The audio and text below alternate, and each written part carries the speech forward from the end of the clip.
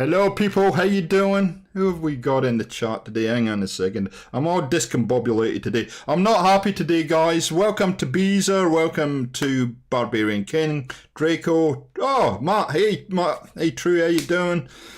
VG, Mikey, Easy. Oh, Easy's not in the chat. Oh, I might have made a mistake there.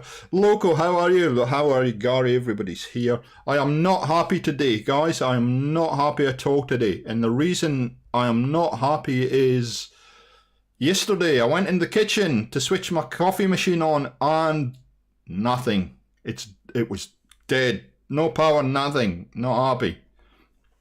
Not happy at all. It's yeah. So I've got to go and buy a new coffee machine now. So I'm on instant coffee, which is not good. Not good at all. Anyway, it's probably why I'm a bit discombobulated. Sound on my soundboard. They can instant coffee? Yeah. Yeah, I know. It's yuck. So welcome to the panel. Vic's here, Mike is here, Shell is here, and Gary from our last discussion. And we have got very, very special guest. Easy E, how are you, Easy? Welcome to the stream, sir. Doing well. Thanks for having me. An honor to be here. Oh, you might have a different point of view by the end of the stream, sir, but we'll see how we go. How is everybody tonight?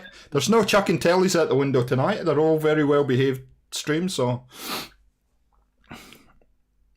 I'm doing pretty good. I watched the video. I was streaming last night, but watching the video of NASA hit an asteroid that was like 14 million miles away with essentially a vending machine-sized bullet moving at 17,000 miles per hour. I can barely hit a golf ball that's standing still. It's pretty damn cool. NASA with their big boy toys, eh? They're just like, what can we do this week? Oh, I tell you what, we'll fire a rocket off and 11 months later it might hit something, yeah. It's like, holy crap, okay. That's like the ultimate flex. How do you get funding for that? Well, you must have had a very good salesman. In the original Avengers, where he's like not even looking, he just kind of points the bow behind him and shoots and hits the target. I know. But add months to it. Oh dear. You just have to lead them 11 months, right? But they're so up there, and they're like, yeah, we'll let everybody else figure out with their telescopes whether we actually moved it a little bit or not. Our job was just to hit it, you know. It's just like, what? Oh dear. Wow. So yeah, no, it was fantastic watching that, mate. I loved it. I loved that kind of stuff. It's just out there, isn't it? So yeah, it is. So guys, I've been playing the Snot at just getting off topic for a bit. I've been playing the Snot at the new Call of Duty over the last 2 weeks.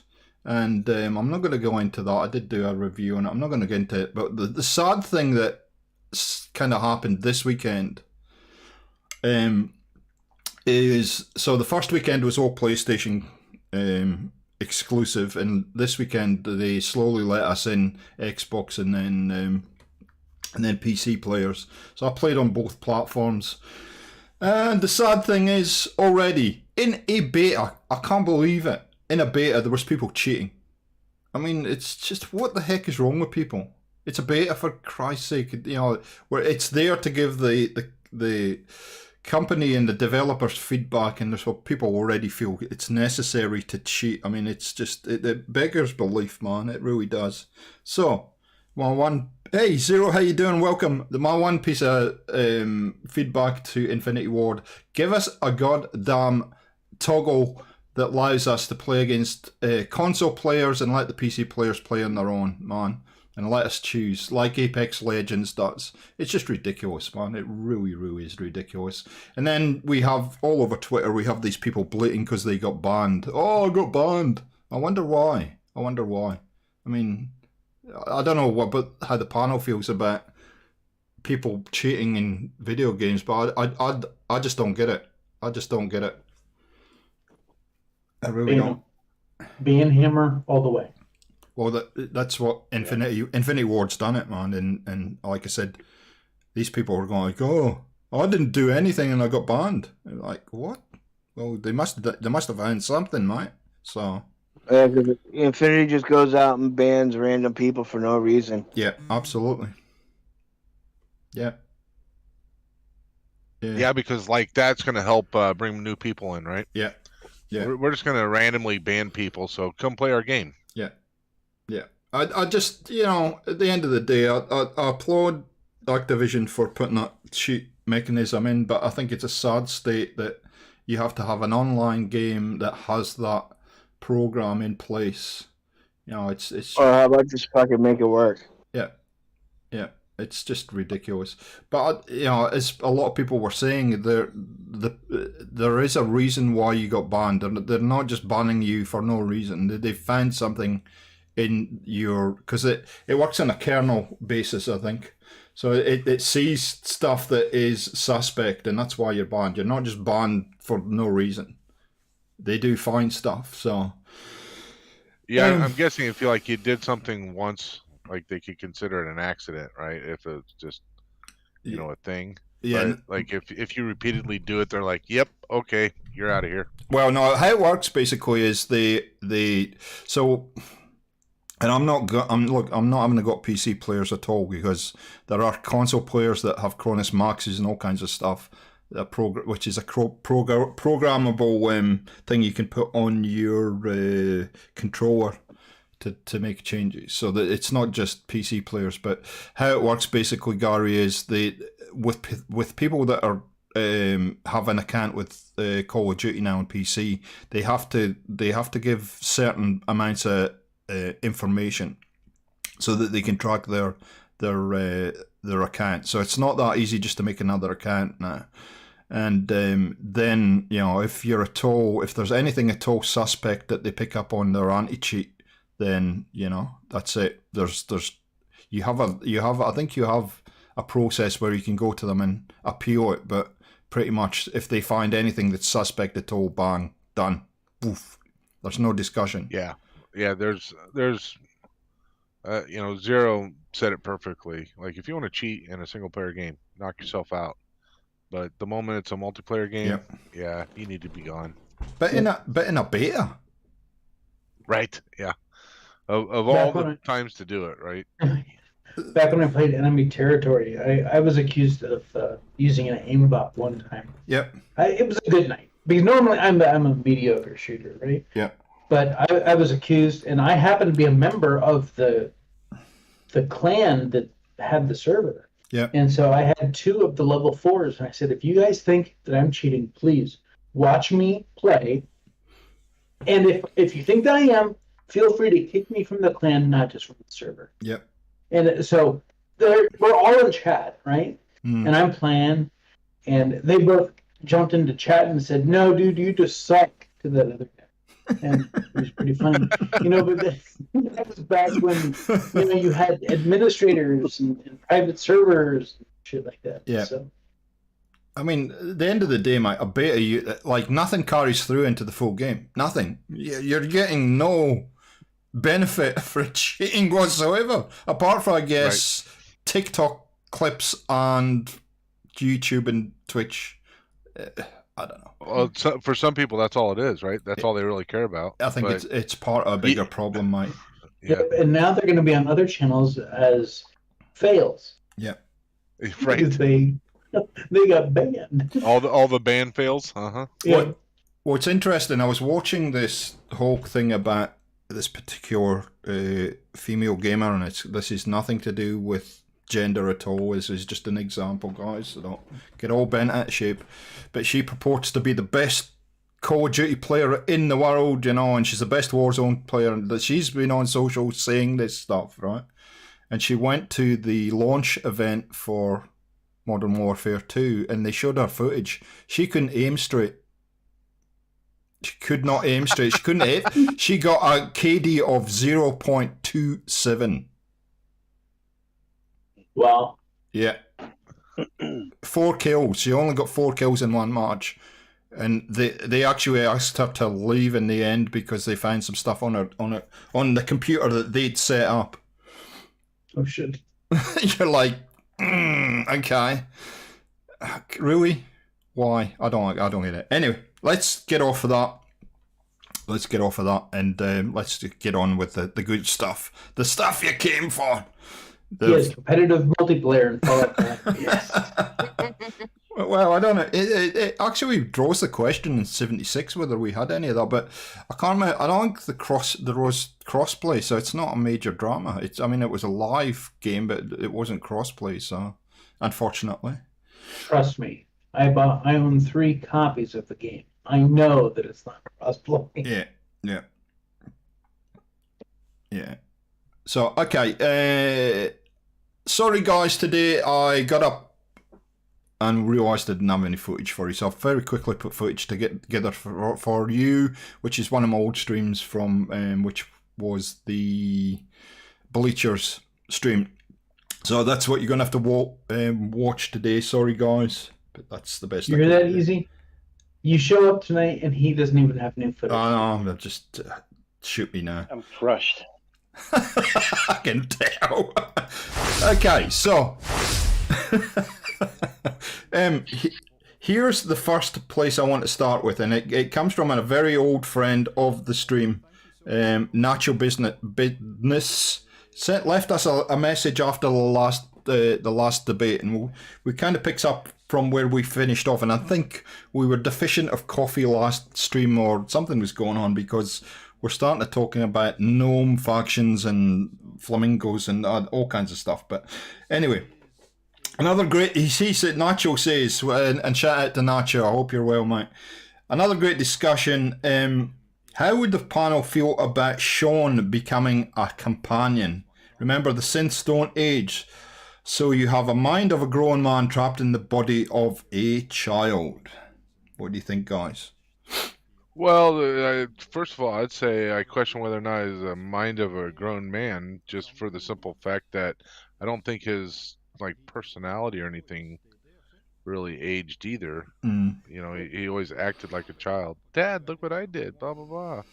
So some of us couldn't have Sean as a companion, though, because some of us left him behind in the institute. No names mentioned, but oh no, I'll throw my name under the bus. I don't want the little brat.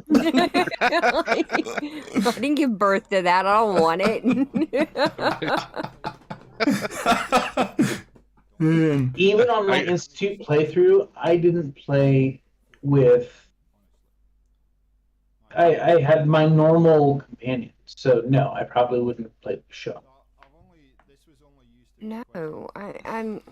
Yeah, I don't think I would play with him either. I think if they had done it different and hadn't made him, it's really weird. It's like he was supposed to be the focus. We were supposed to be in a hurry to go find this kid because he was kidnapped. Yet the game does everything in its power to divert you from going to do that. So by the time you get from the little baby burrito in the crib before the bombs fell to the institute, it's been so long, there's no connection there. If they had done a better way to keep you connected to the child, I think it would have been better. And then, yeah, maybe I would have been more willing to keep him around, but it just felt like he was forced on you at every turn. Well, there wasn't really a connection. There was no time to build any kind of connection because he was a baby. Right. You know, and then all of a sudden bombs fall. So, yeah, I mean, you never knew Sean. No. Even a toddler or 4 or 5 years old would have been something. But right. As an infant, I mean, you just didn't know him ever. No. Yeah, for me, once I got past that initial realization that he's a synth, there's really no driving force to have any kind of connection with him. You know, it's that's really simple. It's not my kid, you know, and that's about it. True Flats wants him riding dog meat, so he'd have two companions in one. Yeah, there you go. What about what do you think, Easy? What's your opinion? You could, like, maybe if you could throw him into the robot workbench, put some laser beams on him, make him like a bionic child companion. Yeah, there you go. I could see him, being of some sort of use, but it could be a new building. Yeah, Actually, it could be a new building mode. What do you think, Mikey? A new building mode. You build your own synth, build your own companion. There you go. I wouldn't mind that. Full-on body with Sean's head. yeah, there was really no, like to VG's point, there was really no connection there. It was just kind of take it or leave it kind of choice. I don't know. It's a tough one. I don't know. If you could do something more with the character, then yeah, I'd be on board with it. I think they did a better job in Fallout 3 with the main quest line than they did in 4. I mean, yeah, you had to go chase after your dad, but he wasn't tied to your hip, and they didn't give you a generic version of him at the end of the game to keep around. I think that something like that would have been better than, hey, here, have this kid that you probably really don't want. Beezer says, I feel bad for Sean, so I adopted him, but all he asks for is microscopes and stuff. Yeah, exactly. Well, give him a toaster, he'll be happy. Yeah, go and play with that kid in the bath, you'll be right. Something to talk to. Okay, so I draws the question. If we look at Fallout 4 as the example here, is if you were to pick somebody in the game, not a main character, not a companion that we got, but somebody outside that to be a companion in Fallout 5, is there anybody that springs to mind? I know exactly what I'm going to get here. Somebody's going to say Marcy, but he won't. But Daisy. Daisy. I like Daisy. Yeah? Yeah, Daisy's great. Why Daisy? Daisy. I don't know. I just had a real... I think because she likes books. She connected with me as a character. So did Cleo. But, I don't know. I have a thing about robot companions. I'd rather have like a human companion over a robot. So hang on. So you don't want children as a companion. You don't want robots as a... What about... No, I'll take the robots. I want somebody with, I don't know, more of a personality. Not saying that Cleo doesn't have one, but Daisy has life experiences. She has 200 years of life experiences that she can talk to you about. Cleo, not as much, do you know? Do you think Daisy would get a bit grindy after a while, or? But that probably fits in with Fallout lore, actually, in the way that they structured the game. I don't know. It would depend on how they decided to, how often they decided to have her open her mouth whenever you picked up a dust fan. I'd probably know more or less than any of the other companions. Mikey, have you got any suggestions for future companions from 4 into 5? Fuck. Who? I want Spock back. I thought you said Fox from Far 3, yeah. I thought you said something else for a second there, Mike. It was your accent. Why though? Yeah, he's a great companion. He was just freaking hilarious. Yeah, fantastic. Actually, I shouldn't limit it to 4. I should any companion from one of the other games, I guess, should be the question, shouldn't it? I wouldn't mind having Boone in Fallout 5, but I loved Boone. Yeah, Boone's a great companion. He's got a great story. He's got a great story, but he's very flat as a character. Yeah. But he's seen some stuff. Yeah. Right. But Boone's whole thing, why Boone is such a great character, is his story, not his personality. Right. I'd like to see him remarried in Fallout 5. Hey, I don't know, would he though? I mean, he I don't killed his think he dang would. wife just to keep her out of slavery, knowing she was pregnant. So not only did he kill his wife, he Oh, killed sorry, his spoiler child as alert. well. So, well, yeah. Go read the note in the locker. You know, you'll. It was the you'll get lady. it all, It was but- the, it was the lady in the reception. That's Anyway, Mhm. I want the I can't think of his name. The beer bot that you go rescue and he comes and tells you jokes and gives you points. There you Oh, go. buddy, yeah. you're not called Yeah. Gary, is he? No, that's another one. No. I want a companion that, like, you know, for the most part, I don't really care necessarily who it is. I can't think of anybody just like jumping right out at me that I would like to see as a companion that wasn't already. But any companions, I want them. You know, everybody said it. That you want to have some personality, and it would be nice to have somebody that was funny. You know, and just like would just randomly, not in an annoying way. You know, just say funny things and make fun of things, and maybe like overly sarcastic. You know, something that is just Give me the a Vault-Tec bit rep. right. Yes, somebody like that I think would be hilarious. Although I feel like Vault Tech rep would suck in a firefight. It's just Yeah. Oh but yeah. I like his personality though. I think his personality would be Yeah, pretty but awesome. Hey, Jude, but he welcome, could be welcome, the companion welcome. that you take when you want like better deals when you're buying and selling stuff. You know, maybe See, that would his- be good. Yeah. You know, right? He doesn't need to be the guy that's carrying the gun. He's your charisma buff. See, Oh, there you go. I love Deacon because every time he turned around, Deacon had changed. He changed his outfit. Like, what the heck's going on here? That was kind of Best fun. thing was catching Yeah. him mid-change when he got him in his undies. Yeah. Yeah. Hey, I Jude, have to admit, welcome. that was pretty fun. Yeah, and I thought they'd done a fantastic job on that storyline. Going, well, what the heck's this guy? Suddenly he's Elvis. You're like, what? And then he's Bruce Willis. I'm like, what happened to Elvis? I mean, yeah, it was just good stuff. I think I can't think of his name, but I think somebody that would have been made for a potentially a cool companion, especially if he had some sort of character progression, is can't think of his name off the top of my head. The DJ in Diamond City. Oh Free yeah, dog. yeah. Oh, No, Diamond City. that's 3. Yeah. Oh, yeah.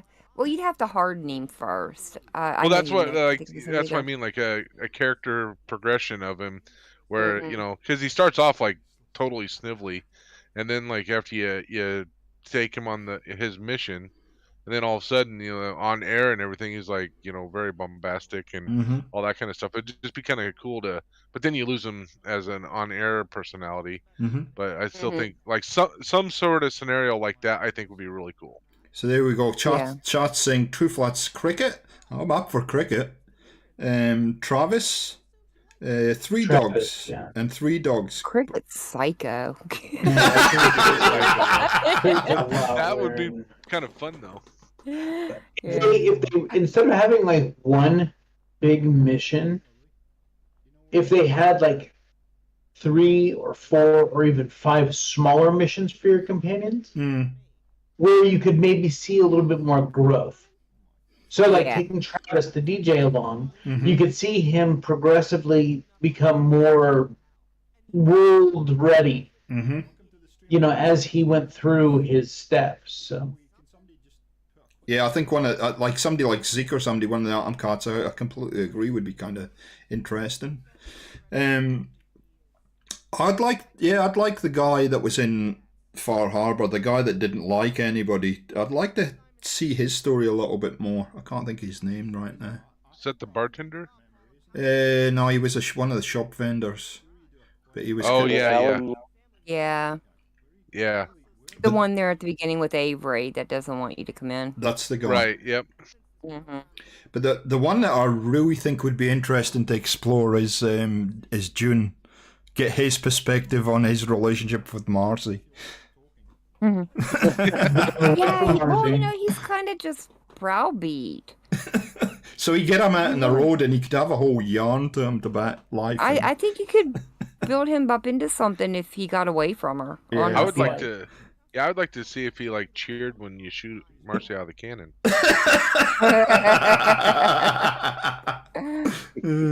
She didn't cheer much. Nope. I need to get that YouTube short out there though. Yeah. As far as, and it kind of leads into my next question. As far as the way quests have been done in Fallout to this point, is there any improvements that Bethesda you can think could make to the way that quests run, what type of quests, etc.? Silence. Well, not so many fetch 'em quests, like Yeah. repetitively every time you turn around it's just go fetch this or whatever. Mm-hmm. Yeah, that would be kind of nice. I think something like a bulletin board for like Radiant quests might be. Yes. I'm thinking like AC Odyssey or something like that, or any other number of games where you can go pick that kind of stuff up, and they're not necessarily fetch. Sometimes they're bounty hunter quests or something like that. You know. Yeah, and that's been done with mods in Fallout 4 actually, where you just get a bounty board. Well, to an extent, you can pick that up in Diamond City, but there's very few of them. What about level? Yeah, I would. I was just thinking, I would like a continuous bounty board or something like that, as opposed to, we went on and on last time about the repetitive. A settlement needs your help. Yeah. Yeah, that maybe needs if to it go wasn't away. necessarily a settlement, but you could do those types of things. Hey, this farmhouse over here could use your help, because there's a handful that you run across or whatever. Yep. And that could be kind of interesting, where you could do it at your leisure, and have it always be populated with, like, maybe you have to clear the board before it populates again or something. That'd be fine, but it would just repopulate after you were done. Well, it's interesting. And tell you what the quest is before you have to go there. Like, I shouldn't have to go over to Finch Farm to find out that they need 3 of whatever. Yep. Because it's not a protection quest for them. It's a, hey, we're trying to do this thing and we need these things to do this thing kind of a thing. So yeah. I guess then you could set it up similar to something like the stash in 76, where that bulletin board is the same in major settlements. So maybe you have to go to a major settlement, depending on how many there are, to pick it up or something. I don't know how they would actually. I was thinking in your player home, but that's not going to be viable unless it was like something that you had to build in your player home, and it could be in settlements and in cities.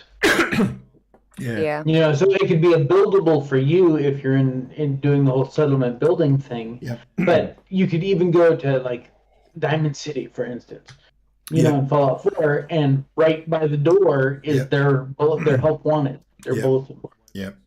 Yeah. Makes sense. They definitely need to have a better balance of the fetch quest versus just a regular quest. And I think they need to be structured a little better. Like, I don't know if you guys remember the one in New Vegas when you're helping out the boomers, the one for the guy, the love quest. I forget what it's called, but you have to help what's his face get a girlfriend. Like, he's in love with this girl over at Crimson Caravan, and it's literally just fast traveling back and forth, talking to the two of them. That needs to be better, especially if they put in a survival mode that has no fast travel. Like, even in Skyrim, it was a pain doing some of those quests because I had to run all over the map, which is fine, but not for every quest. Make some of them a tiny bit closer together. You got any thoughts, Easy, of how they could improve the way quests are in the game? I know we all like to play the game a little differently. We could play as a stealth sniper or a melee or heavy gunner or bloodied, whatever the case may be. Maybe if the quests were a little more intuitive and they kind of the quests were tailored around your play style, and like the rewards would be more geared towards that type of play style. I mean, it's just a suggestion, something they can throw around, but I don't know. It's just that could be a direction to go with it. Mikey, how would you feel about quest leveling? So, at certain levels, you can't, like we've seen kind of AC and those kind of games. Like a quest is level locked. Yeah. You need to be a certain level to get past it. Well, yeah, to some degree, but it gives you a level, and if you want to do it early, then you do it at your own peril. I don't mind it actually. I like a game that kind of says slow down, know your role. Mm-hmm. Yeah. You really need to be a little bit more older in this game Mm-hmm. before you'll tackle this ride. You know what I mean? Yeah. So I don't mind it. Something that would be good regarding that, though, would be like if you have the cojones to go ahead and try that, that quest at a slightly lower level. Like the rewards could be well worth it, right? Like you could get, if you could get some sort of weapon or armor that would super benefit you ahead of time, that would be great. Provided that, armor isn't some sort of level based thing where you couldn't wear it until a certain level, or something like that. That would be kind of cool. So high risk, high reward kind of thing. Yeah, exactly. Yeah. Look how Bethesda did, and we're watching it right now on your stream. They send you very early game to Corvega. Mm-hmm. That place is a freaking nightmare. Even oh yeah, high level, and they're sending you when you were a baby out of the vault. That's crazy. They have you fighting the Deathclaw in Concord. Yeah. Which should be more in-game stuff, which I know they thought, Bethesda thought that was funny. Let's just throw a Deathclaw at them and see how they handle it. Power armor within 10 minutes of starting the game. True, but you know what I do with that power armor? I jump off the roof and get out of it. And pray to God I remember to take out the fusion core so the raiders don't jump in. If you wander towards Corvega in the wrong way, you get a behemoth come and say hello to you, by the way. So, right. True. Yeah, the Giant Troll says, how about quests where you get extra XP for completing, say, a mission in a stealth mode? Or, like the old AC games no kills, yeah. Yep. That's a really interesting like the old AC twist. games gave like a bonus objective that you could complete to get extra EXP or money or something. That would be cool. Yeah, I would like that. Especially like I think like the the idea of a bounty board or a quest board. That would be kind of cool if they would say, you can do this one. If you do it in stealth, you get this, whatever the bonus is. And then you could look through the board and go, okay, well, I want to do these ones. I'll do these ones first because maybe the bonuses would really help you with some of the other ones or something. It's just kind of build up to it. Mm-hmm. Well, I think, if you had a level-based quest, and I'm only suggesting maybe level-based quests on the main storyline, possibly your companions, it forces you to go looking for something like a bounty board to do additional quests to build your character up. So, one of the things that I basically see, especially with Fallout 4, is these miscellaneous quests that just kind of get buried in your menu system, and you'll come across them every so often when you're looking for something to do, but they really just sit there, and maybe that's where you could slot those in and say, here's some additional things that you can do in the game to get your level up. And so those become meaniful. Hey, Check, how are you? Welcome to the stream, sir. You like... Sorry, go if I have a mission that's been lost in my quest area, wherever, like my quest list, it's usually because I know it's going to progress me in a story. And so I don't do it because I don't want to continue the story yet. So I actually wouldn't mind. I don't mind the little fetch quests that give you XP and stuff like that, because it helps you grow before you hit a certain part. Yep. I think they're necessary. Just not so repetitive. No, not so many of them. I think that we're all agreed with the settlement building side of things that there were just too many quests. It wasn't the fact of the quests, and we understand that Fallout will have a level of fetch quests like many other games, but I think it was the number of those and the way that they were structured, interrupting you all the time, and it just didn't make a heck of a lot of sense. So, yeah. Oh, what annoyed me about him in 4 is I'd go save Finch Farm. 10 minutes later, oh shit, Finch Farm is under attack again. Let me go save their ass again. Right. And tell me something, Mikey. Did you swear when you saw that come up? Because I did. Oh yeah, I didn't say oh shit. I said oh something. Other words. Oh goodness me! I've just helped him. Every time I go to Finch Farm, the exact same thing happens. The Finches take on the Flamer dudes up at Sturgis Ironworks. Yep. And then they piss off the gunners on top of the bridge, and all 3 of them get in a fight every time, and I got to save my settlers. Every time I go there, it's like, yep, nope, Finch Farm can rotten. Screw Finch Farm. I think, some more puzzle type quests. Yep. Not the puzzle that you do in Far Edema. Harbor, because that Edema puzzle, that thing, like, holy crap. But, yeah, when you got to stand on your head to complete a puzzle, it's a little bit much. Yeah, right. I mean, but if they could come up with some more puzzle type games, I think that would be pretty cool. Yeah, I think. Or not games, I'll but be up for that. quests, something that you have to actually think instead of it's just all about running in and just killing things and whatever. Yeah. Oh, and something for the bounty quests or the bulletin board quests is make them timed, so that they don't stay in your journal for the rest of the game. Yep. Exactly. Yeah. Like you have so much time to get it done.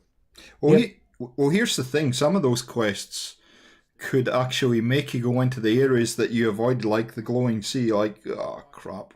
But the reward, so it would make you a little bit conflicted, because it'd be like, but the reward is so good to go in there, but I just don't want to do it. And I was one of those that would only go into the glowing sea if I had to. But yeah, it certainly could open up the map and make you go to places and find things that maybe normally you wouldn't find, because you've avoided them. So yeah, I'm all down for You that. should definitely be rewarded for taking on something higher level. Just Right. like when you pick a safe, an easy to save should have very minimal stuff in it, but a very hard lock should be worth that very hard lock. I agree, but I think that's the troll that Bethesda do, and we continue to unpick those very hard locks to see if we get something good. And I don't even keep lockpicking equipped in 76. It's just not worth it. Neither do I. Yeah, no, I totally think we're all on board with that. Go. Something that they could do, because I imagine at some point most even single player games are going to be game as a service. And it's unfortunately where the industry is at. Yep. Okay, they can't just sell you a game anymore and maybe a couple DLCs, or you buy a season pass. Everything's going to have to be like game as a service. But if it is, then they should be throwing in these, bulletin board quests that are looking at the data of where characters go on the map, because they're collecting it now, guys. Whether you want to believe it or not, they're looking at where do people go on the map. And this isn't just a Bethesda game. This is every studio is doing this. When they have an open world situation, they're going, okay, where are players going? Where are they not going? Why aren't they going here? So then you could get those bulletin board quests that are intentionally taking you to the areas that you normally wouldn't go on the map. Maybe you got to go into some old building, some old headquarters for something and pick up an item or something like that. It's just a simple fetch quest, but it takes you into the glowing sea, which is a place that you only go when the main story forces you to go there. And I agree, and I think that's part of the attraction of Fallout is the exploration, because I'm still finding things in Fallout 4 now. It's that I'm like, I can't remember that being there, or maybe I haven't taken this particular route before. And I think it would absolutely work in really nicely with the way they want you to play the game. No doubt about that. And sure, if you look at Fallout 3 versus New Vegas. Yep. Fallout 3 rewarded you for exploring. Yep. Vegas really didn't. Yeah. No. The best stuff was within 50 meters of the main quest. Yeah. Yes. And there's like a huge part of New Vegas that the game never sends you to. Right. Never. I mean, it avoids so much of their map. It's kind of boring. For the most part, yeah. But there's still a lot of things to uncover in New Vegas if you just go look for it. Sheck says, not the Dima puzzle for sure, Gary, by the way. And True Flats is happy to do the hard locks because he gets his .38 ammo, you freak. He's the only one that uses that ammunition. He always gets his .38 because that's where they hide it. I'm kidding, mate. It's a joke, okay? Don't leave. Oh, yeah, there's that one shop there in Diamond City that you have to go inside. Yeah. It's like a clothing store or something. It's a clothing store, yeah. Yeah. Yep. And you would go into like the dugout. Mm-hmm. Yeah. And finding the school in Diamond City so you can get the robot married to the teacher. Unless you were looking for the magazine in there and knew the magazine was there, you'd never go in there. No, you're right. Right. Yeah, you're right. And I think the science building where she has you go out and get a few random items, like the bloat fly gland or something, I don't remember. But, that, they could have done more with that.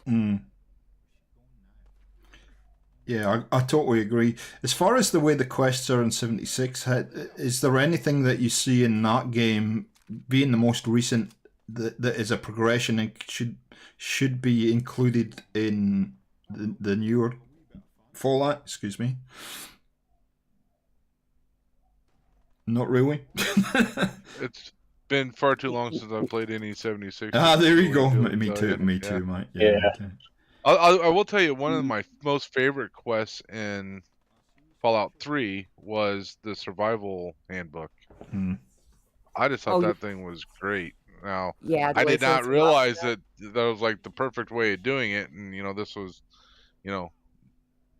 I didn't research any of it. I'm just trying to figure out the best way to do all this stuff, so I could try to get a good reward or whatever. That was, stuff like that was kind of fun because, you had to do a handful of different things, and it was actually reminiscent of some of the stuff that you did in 76 where like, do this while you're infected or whatever, but there's just something about that quest I just thought was kind of fun. I thought you were going to say the Gary quest, Mike, but anyway. Let me tell you. Which I'm sure is a homage to Monty Python's Bruce skit. Nartaga, welcome to the stream, my friend. Jude, Easy's right here. Easy's right with us. He's on the garden chair. Any questions that stand out for you, Easy, and when you've been playing any of the Fallout games? I think, I don't know if there's any ones that stand out, but I think they could add more like random encounters, more random encounter quests, and have that always be a thing no matter how long you're playing the game or a certain character. It could just be different. Like the boy in the fridge. People approaching you. Exactly. But it's always different, and they shuffle it around just to keep it interesting and keep you moving around. And I accidentally let him out the fridge recently, mate. I just like, oh yeah, no, you can stay in there, and he has for about 6 years now. Don't forget to take the fridge door with you. You can pick that up. Hey, Eric, how are you, darling? Welcome to the stream, friend. That was one of my favorite things, and that really encouraged me to walk the map. Was running into some of the random events. Yeah, I really like the ones that were debating what if such and such was a sandwich. I mean, it's so stupid, but it's funny as heck. Especially the first time you get it.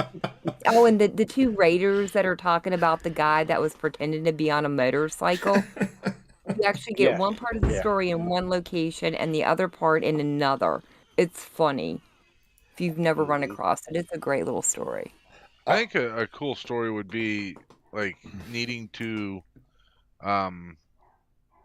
who was it? Somebody here in chat said something about guilds. But like doing some sort of negotiation between, say, two different guilds or whatever. That they're not necessarily enemies, but there's a chance that they could become enemies. You know, there's a little bit of tension going on. And you could do something to kind of negotiate, like a truce or something. And you know, that would be kind of somewhat of a nod towards a you know, like a puzzle type thing, you know, where you have to really kind of think through it and stuff. That could lead into having more control over your factions too, you know, like exactly. If you really want to get in depth with your factions and delegate and do all kinds of stuff, that'd be a good thing. And for goodness sakes, if they're going to make you the head of the faction at the end of the quest line, make it worth your while to get that far in it.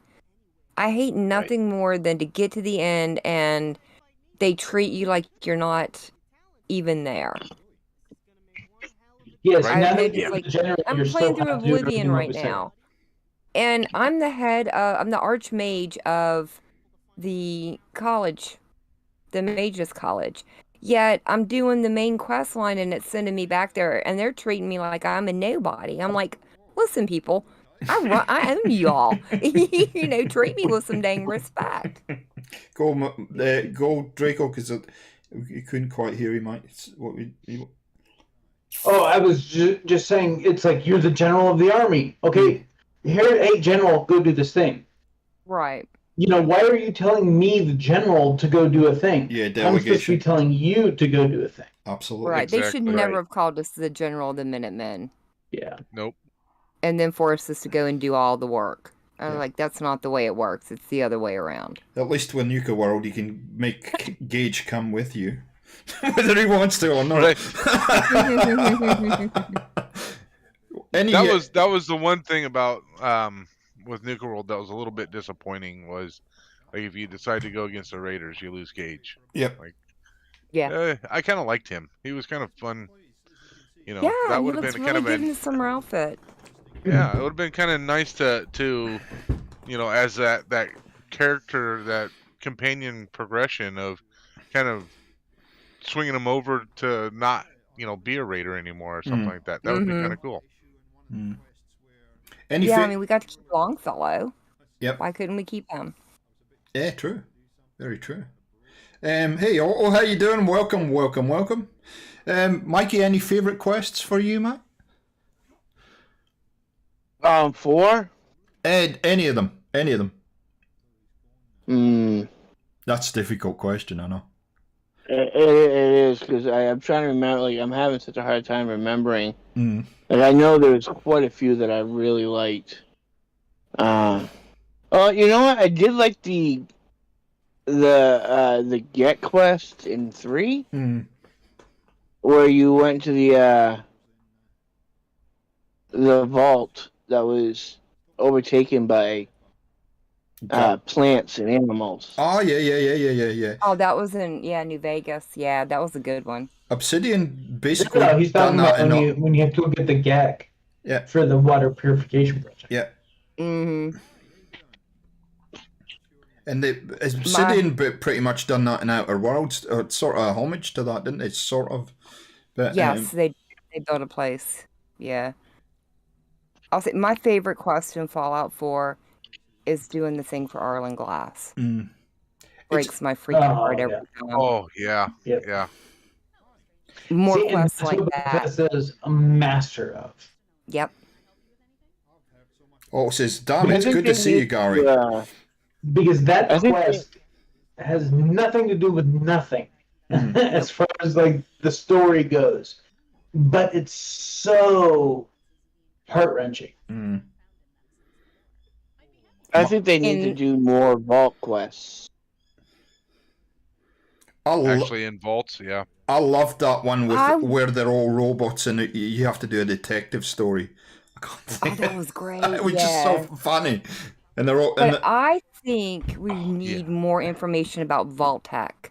It's time. It's time we find out what happened to the heads of Vault-Tec. Do you honestly think they will ever tell us? No, but I want more tidbits at least. Yeah. Oh, yeah. How do we feel about the mothership Zeta quest that we got, because it kind of took us to a different place. No, I think it was literally. fun, but I don't want to do anything more like that. Okay, interesting. It honestly, I mean, it was a great story. It was fun to do, but it really took me out of the Fallout world. Yeah, I think Same anything thing that goes with takes you out of the Operation Fallout. Anchorage.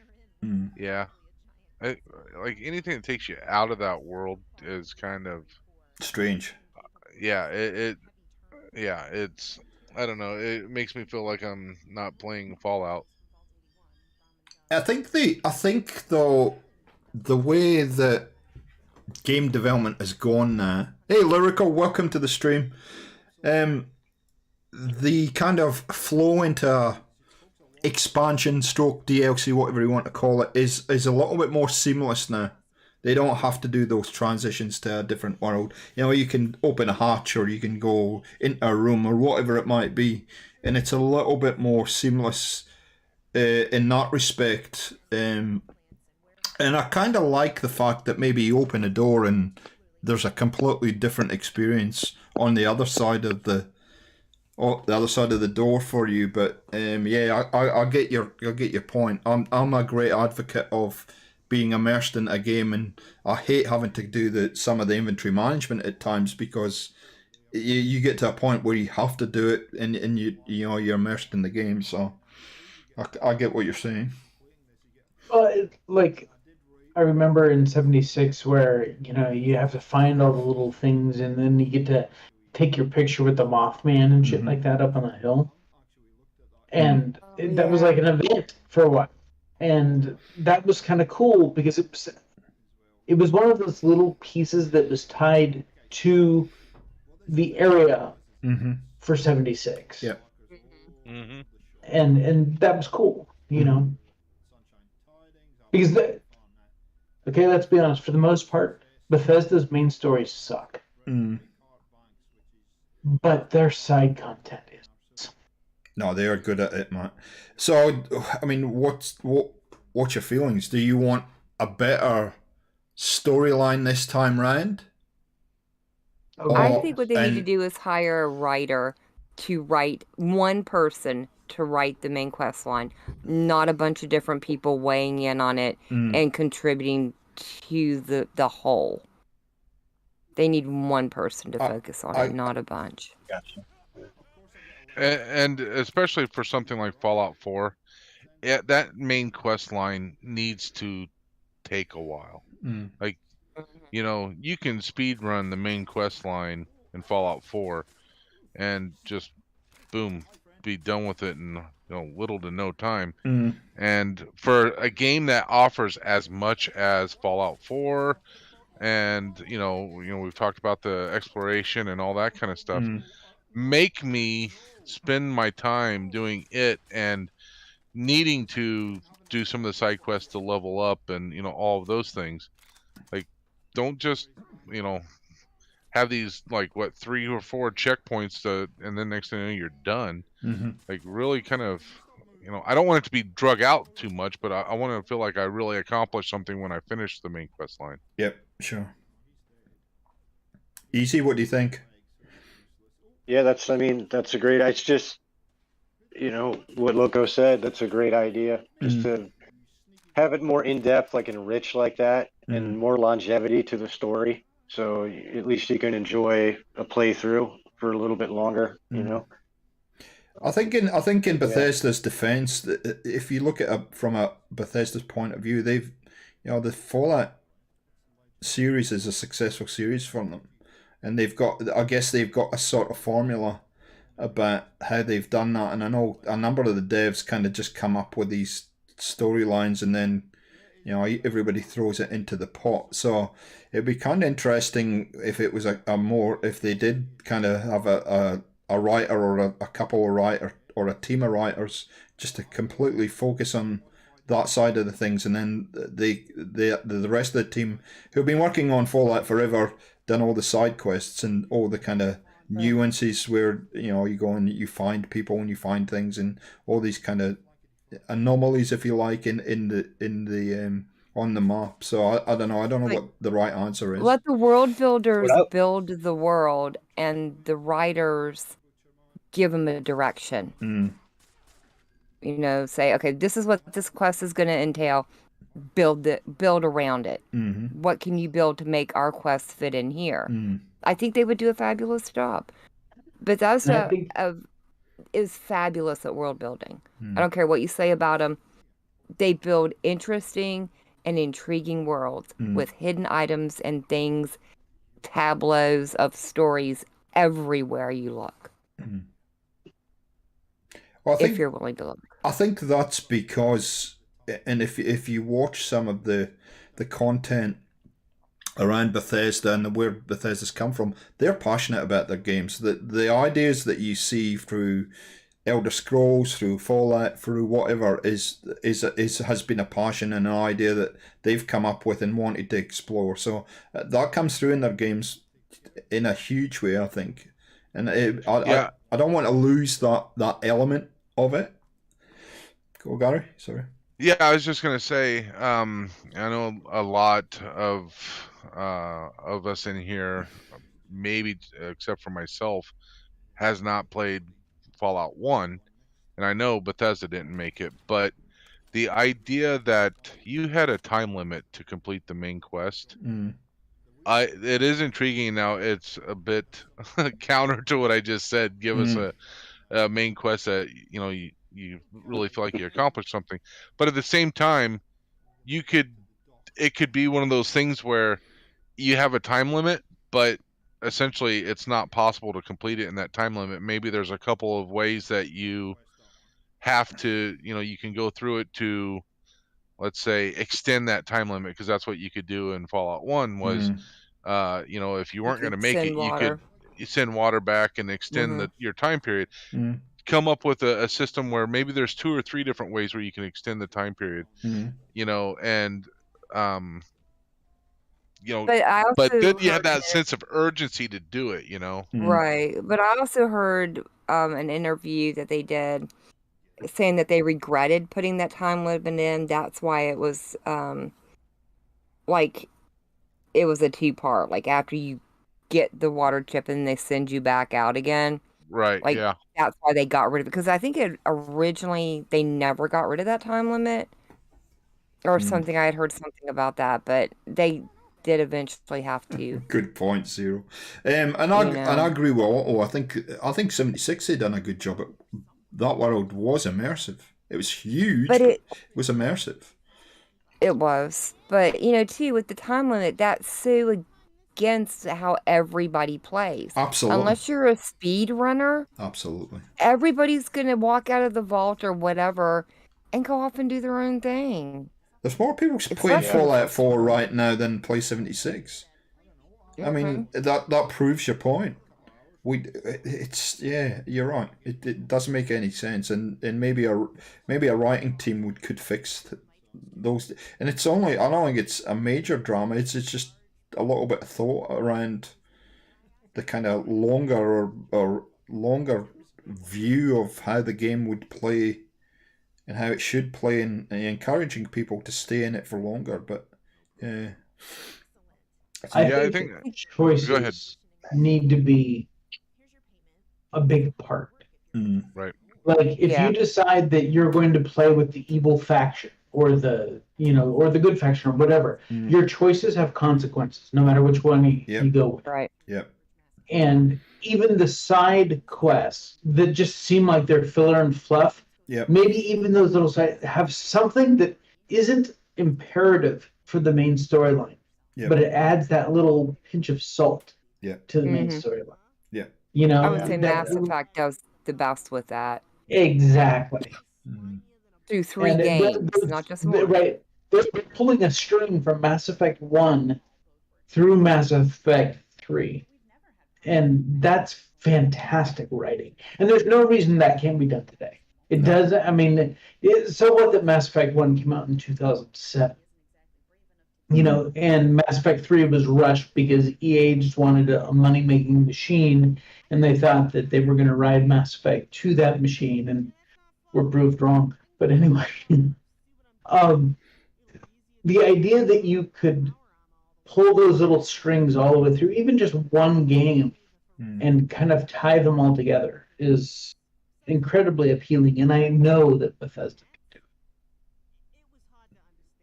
it. Interesting.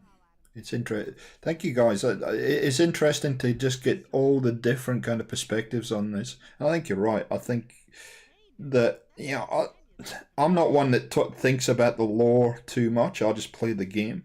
But I think, yeah, something that kind of ties it all together a bit better would certainly be a lot more intriguing.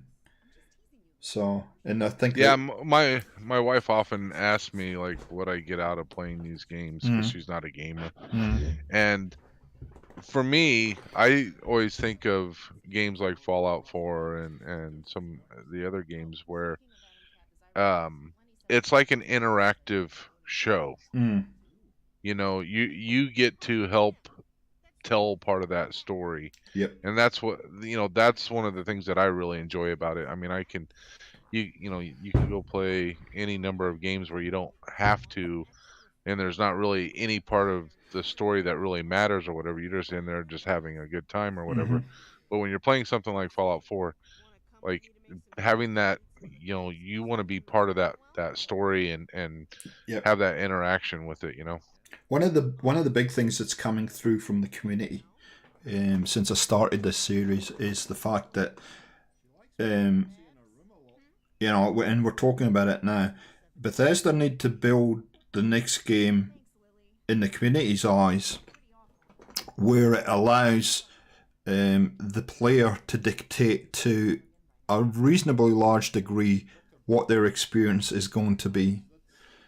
And we spoke about this a little bit in the past, but it's coming through again and again and again where you know the community is saying, I want the ability to be able to set up my game with this switched on, that switched on, this switched off, this, that. And yeah, it actually all lends itself towards having a more robust main storyline to be able to take the game in the direction you want to do it. So it'll be interesting to see, because I don't know if they get that feedback, but it'll be interesting to see if they do go in that direction. So, Mikey, what about you? What do you think? What are you thinking on this whole main storyline? Are you happy with the main storyline, or is there any adjustments outside what everybody said that you think could be beneficial? I although it conflicts itself, I think one of the best things about Fallout is the lore and the backstories. I mean, some of them are hilarious. Some of them do tug at your heart. I would like it to be a little bit more immersive into the lore. Like, it's like an actual, like, tell you a story, not hold you by the hand, but, you know, like, somebody tell you a story and then all of a sudden you come across a computer that furthers that story in detail. I agree with you. Because I find myself a lot. No offense, sorry, I don't mean to interrupt. No, I find myself a lot, like, some of the lore or some of the shit that they have on, like, their computers is utter nonsense, so I speed right through it. Yeah. Well, I'll make no secret of it. The stuff with the little notes that you pick up and things on the computer, and I think you're right. Some of it is really important, and I think they need to kind of have something a bit better to make you hear that lore, because a lot of that information is important for a more immersive experience. But some of it is just, I couldn't care less. It's not. It doesn't add anything to my experience in the game. It's just it's because they're telling, not showing. Yeah.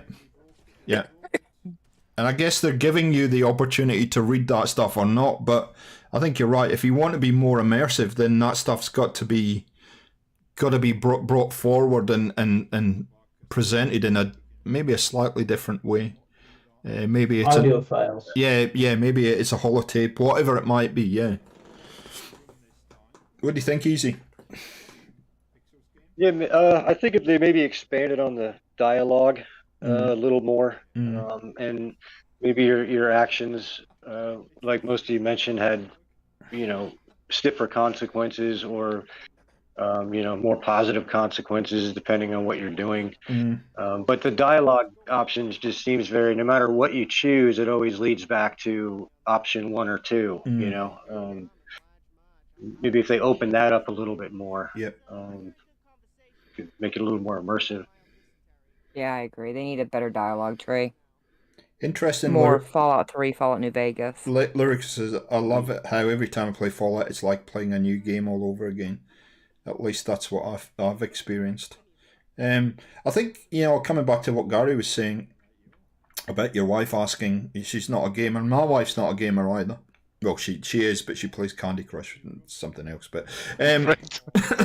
That's not a gamer. if you think about why, and I hear this a lot from not just for the Fallout community, for my own community, is it's the immersion, it's the ability to switch on your console, switch on your PC, whatever it might be, get into a game and completely forget. You'll look up and you'll go, oh, geez, 5 hours later, and you're totally immersed in that world, and you can forget about what's going on in the real world for a little while, and it just, and that's why I play. And anything that keeps me in that game for longer is I absolutely love. That's why I get frustrated at having to fix weapons and fix armor and do all that kind of stuff, but understanding that that's all part of the game.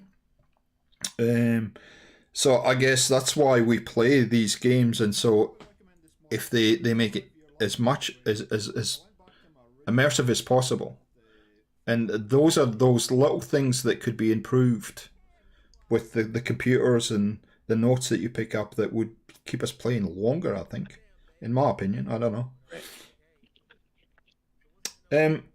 VG kind of touched on this point a little bit earlier, and I want to sort of explore it.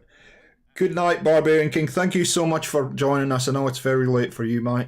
I really appreciate it. Take care. You were talking about finding the magazine and how that led you into an area that you probably wouldn't have gone into, and then you get an experience around that magazine. And I think the magazines, which kind of acted as perks in Fallout 4, we get into talking about the skill tree and the perks and stuff. Is there anything outside bobbleheads and magazines that you'd like to see in the next Fallout as far as gaining perks? I think you also got perks from companion quests as well. I do like the companion quest ones. Those are kind of nice. Yeah, those are nice. But I'd like to see them bring back what they did in New Vegas, where you get, like, was it Lord Death for stomping so many bugs, yep, or killing so many? So it's like then your weapons are more effective against that type of enemy. And that was just a passive thing that you do and earn through the game. I think that's great, and I'd love to see those return. But I also want the magazines to come back because I like them better than picking up like the magazines in New Vegas.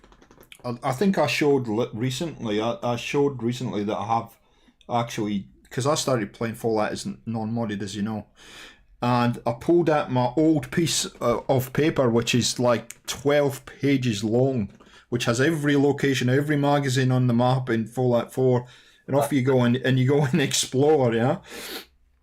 And I loved the magazines, and I was really disappointed how they approached the magazines in 76. I got to be honest. So. Oh yes. Yeah. And the bobbleheads. I love having to climb up the inside of that damn skyscraper to get the fall damage. The free fall legs. Yeah. You know, you were talking about puzzles earlier, Gary, but some of the magazines to try and get into the buildings was a puzzle in itself. Oh yeah. Well, and to Vic's point, like it's a little bit of cheekiness too. Like they give you the one bobblehead that you need if you're going up there, right? It's like kind of funny that they do that. Like if you fall, you wish you would have been able to get that before you fell. Damn, I didn't save. Yeah, right. Yeah. Do you think? Do you think? As far as so, we've got kind of bobbleheads, we've got magazines, and then we've got companion quests, and they're all kind of perks, kind of buffs to your character. Should they be tiered in some way? Should they be some be more important than others in that respect, or the way they've got them where it's just they just add something extra to your character? Which way would you prefer to see it? I think just Well, add like something to your character Yeah, for me. I agree. Because if I'm playing a stealth playthrough, then there's a bunch of stuff that I don't care about. Yep. I just want the perks and the items that are going to help with the stealth play. Yeah. Right. Easy. What do you think?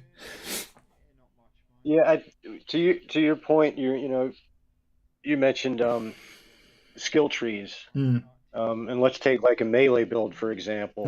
What if they were to open that up even more, and offer more finishing animations, like submission moves, or able to fight multiple enemies, and your blocking is much better, and it was a bit clunky in Fallout 4 melee, being a melee character.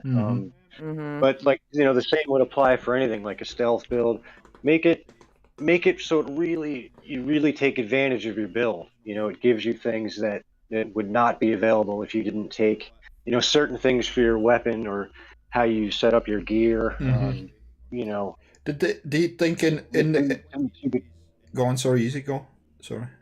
No. I was just going to say, really go in depth in the skill trees. Like if you choose to be a melee, like open it up and so you can really be an effective melee character, and have fun with it, and or like any other build you choose to do. Do you think? I think if they go on, VG. Sorry. No, go. I'll say if they added in like a character in the game that, say you're going for your melee build, there's one character in the game, if you go do his simple little quest, he will teach you a special melee style move.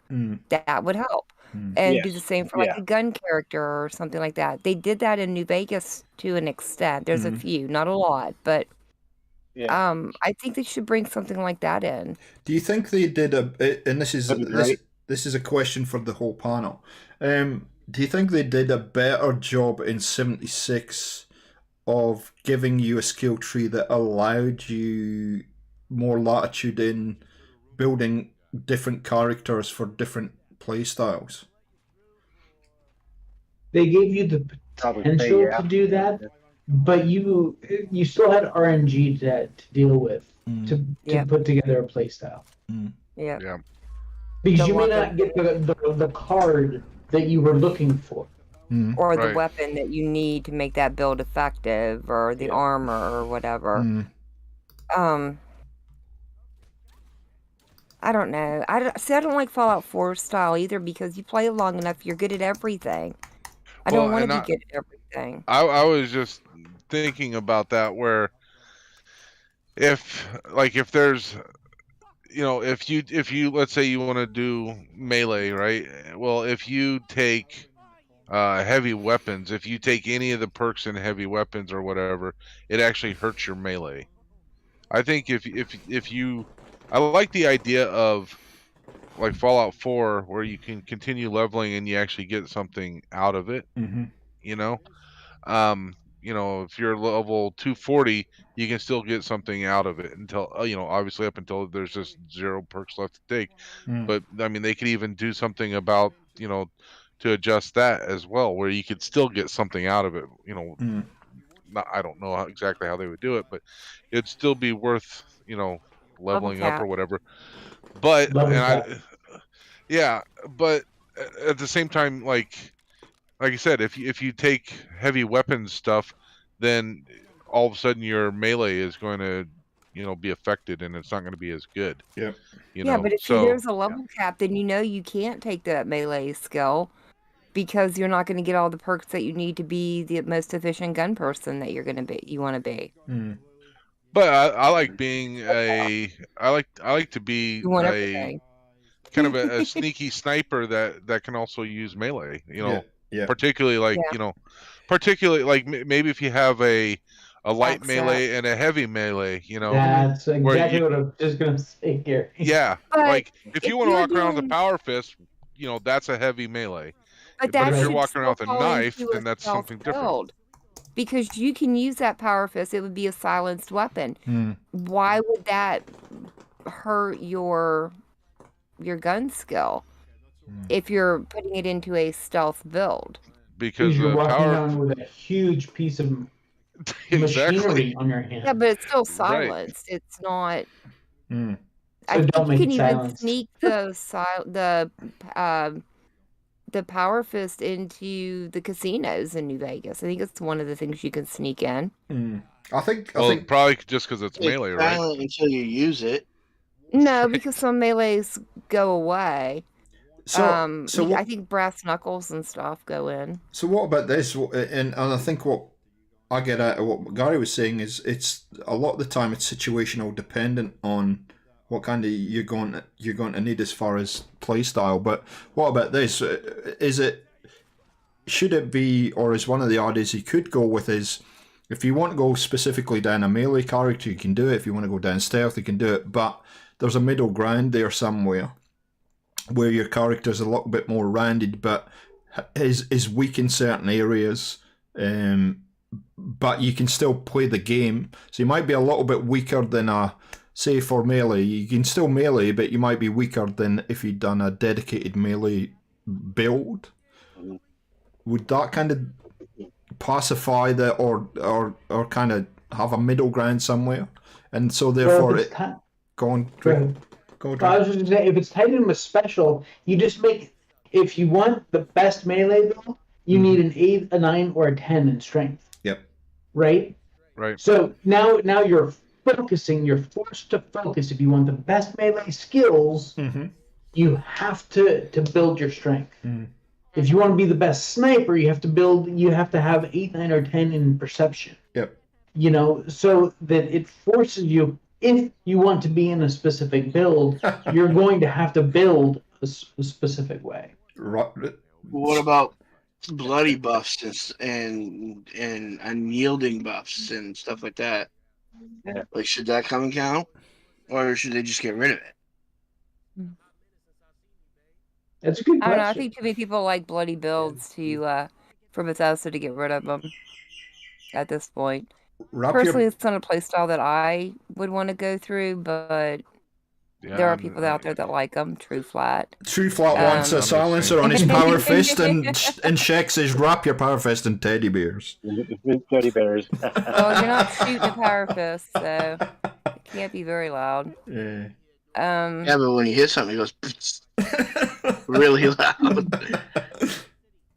Yeah, but some of those silenced weapons are really freaking loud too. Yeah, no. Yeah, I know. I did not care for the leveling in 76. Even if you take out the RNG factor, I did not like it because you kind of got forced like way too far into one direction. If you tried to dabble a little bit, then you weren't going to be good enough to really, you know, if you wanted to do melee, but then you also wanted to maybe use, say, you know, automatic weapons or something, you're never going to be good enough to use automatic weapons if you're going 100% down the melee side. You know, it just seemed very restrictive, you know, and sometimes it's nice to be able to have that, you know, have a character that is deadly and flexible in more than one way, you know. I mean, I don't like it. Is you can unlock everything, you know. Right. Eventually. Yeah. Right. I think it should be you either specialize or you're a 6 in everything. Yep. Right. You're either a specialist or you're a jack of all trades but master of none. But then there's a level cap, almost even a cap on your specialist, maybe. I don't know. Right. Yeah.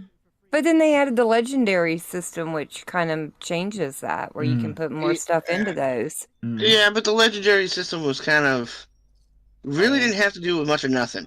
Nope. Like every other kill could explode, or I think the only one that really had to do with anything specific was the one that automatically unlocks. Yep. and the ammo. What was that in 76? Yeah, Yeah, I'm not. like you could craft more ammo, like 3 times the amount of ammo, or you could automatically unlock and automatically hack every computer unlock. Mm. But other than that, the legendary stuff was very lackluster. No, Well, that's not because lackluster. nothing could last forever in '76. Mm. Right. You know, I mean, if you think about it, so many things, even like if you use a bobblehead, it was good for what, like, like that. Yeah, I agree with You know. Beezer. Bring back random crit hits that kick off more with high luck. Sure. That'll at least give you a reason to put things into luck. Right. Oh man, luck builds can be a blast to play because they're so RNG. Yep. You know, you go from miss to the dude's head explodes. Mm. You know, and sparkles come out. It'd be weird. Do you think? Yeah, no, I don't need my dad's to glitter. Do you think though that for the point of view 76 and the way that they set it up, did that encourage any of you to try a different playstyle? Yeah, Oh, I tried several. I did 2 different types of builds: a heavy build, Mm-hmm. or a gunner, a machine gunner build, or a bloody. Mm. I mean, I tried a junkie build, but that was too high maintenance. Mm-hmm. Yeah. Bloody build was fun, but as Draco knows, it's a glass cannon. Mm. Oh yeah.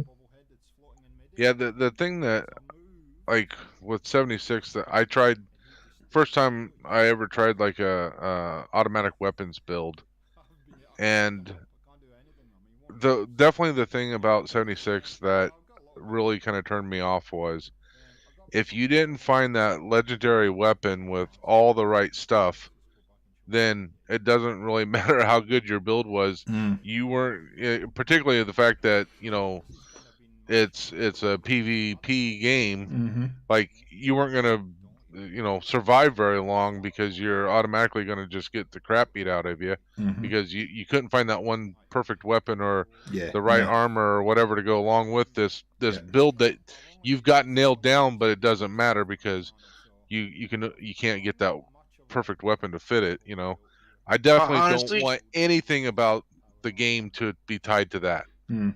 honestly, Gary, I think the weapon system in 76 is truly fucked anyway. Mm. Some of the I weakest completely weapons agree. are electric weapons and laser weapons. Mm. Yeah, that's just stupid. See, the reason I ask the question, okay, so for me, playing a full act game, I like to use ballistic weapons. I've tried energy weapons before. They don't really do it for me, and I really haven't really investigated a melee character as such. And it would be kind of interesting for me to have a game where it encouraged me or give me the opportunity to just have a wee go at a different style and see what it would do. And if it's a positive experience for me, then maybe it changes the way I play the game completely, or it allows me to play the game in different ways over a long period of time. So Unfortunately, 76 is not your answer, because if you do a melee build in 76, you're not going to get that queen. Yep. Yeah, Right. but Unless, you know, you're not going to get, you're not going to be able to kill Earl. yep. Like, Yeah, I think- there's just certain enemies you can't kill with a melee. But I'm just Right. I'm just thinking from a skill tree perspective, that what they build into the next game, if they could somehow structure it so it encourages players to play in different ways. And I'm not sure that 76's skill tree is necessarily the answer, but I think it's going down the path a little ways to doing that. Yeah, I I think don't want to see the something card similar system to- return. Definitely No. not. Neither do I. But I think something, you know, that allows you to, maybe you're playing, say, halfway through the game one way, and like you've pretty much got that build locked in, right? But at some point you decide, hey, I want to change, and maybe there's like, you can go see a trainer or something, and then you can, you know, train up some other, you know, basically train up into a different build, but at the consequence of losing your previous build, so you can see your specials and everything shift to where this new build is, and you have to be able to take away from, your strength But and put it to your you want the perception, ability type of thing. to respec your character? Not necessarily respect, not like I'm just going to go respec my character and change him like immediately. It would be something More that subtle. would be very, very subtle that you have to work at it to make it happen. I mean, like the legendary system in Skyrim, where you can reset your party and take those perks you've already put in it and put them somewhere else. Yeah, but not like something that would be like instant or anything. Like, oh, I'm just gonna go do this and boom, I'm now respecting to this thing. It would be like you would have to go through do at once at a level like 76, where you could when you leveled up you could make a change, Move one right? yeah. Yeah, Instead of move taking one a of your perk, you things. could move Exactly, and you could move something, and the only way to do it is when you level up, you'd have to go to a specific trainer to work on your perception, right? Like maybe you're going to go to a firing range and you have to fire so many rounds down the range in order to improve your perception, and by the time you're done with that, then you've made that change or whatever, and you have to pick whatever other special you're going to lose from. Something that you have to actually kind of consciously do and make it part of the game, as opposed to you go pay 10,000 cash to this guy and you can respec or whatever. That just kind of that's something for an online game. I feel like you go pay to respec or whatever. What do you think, Easy? Do you think we should have the ability to respec, or respec everything, or respec the special? What do you think? I mean, it would be nice to be able to go back or change things, but like Loco said, have it take time. Maybe it doesn't take effect to the next level, or you have to go through a training process in order to to put that extra point into that skill you're going for, or you have to do a certain quest in order to achieve that. Yeah, I think that's a great idea. But back to your the perk thing. I'm partial to the bobbleheads and magazines. Over other systems that they've had. It's just something nostalgic about it, like collectible bobbleheads. I agree. And magazines, and it's just, I don't know. Yeah, I totally agree. They can't take that out, and they can't go down the 76 route either. That was just I think that was a mistake in my estimation. I was just going to ask, would you have them be temporary or permanent? No, permanent. No, they got to be permanent. I mean, the way they place them all around the map, it forces exploration if you want them all. Yep. And I love that. Yep. Sheck makes a fantastic point. Speaking of training, I always thought our settlers should arrive with different skills or need training. Seems wrong they immediately make a rando a doctor. I completely agree. Completely agree. No, I think it would, again, add more depth to the game. Have them have like 2 or 3 skills that they're leaning toward, or that they could fall into, kind of a thing, but are very different. So right. So and even your companions, right? Like maybe you could, if you wanted to have your companion be the doctor, you could whichever companion leaned farther that direction would make sense to put them as the doctor. And then you could get even better medicine or get healed, faster or whatever. Or they healed you more better. settlement happiness or whatever. Well, it's like the legendary vendors, the level 4 vendors from Fallout 4. Yep.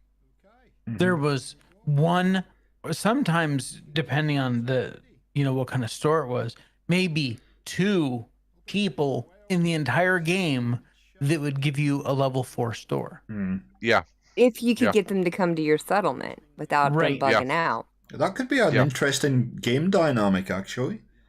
The persuasion of that you'd have to do, and the negotiation, and maybe it's a whole line of quests that you'd have to do for them to get them to come to your main settlement and be your level 4.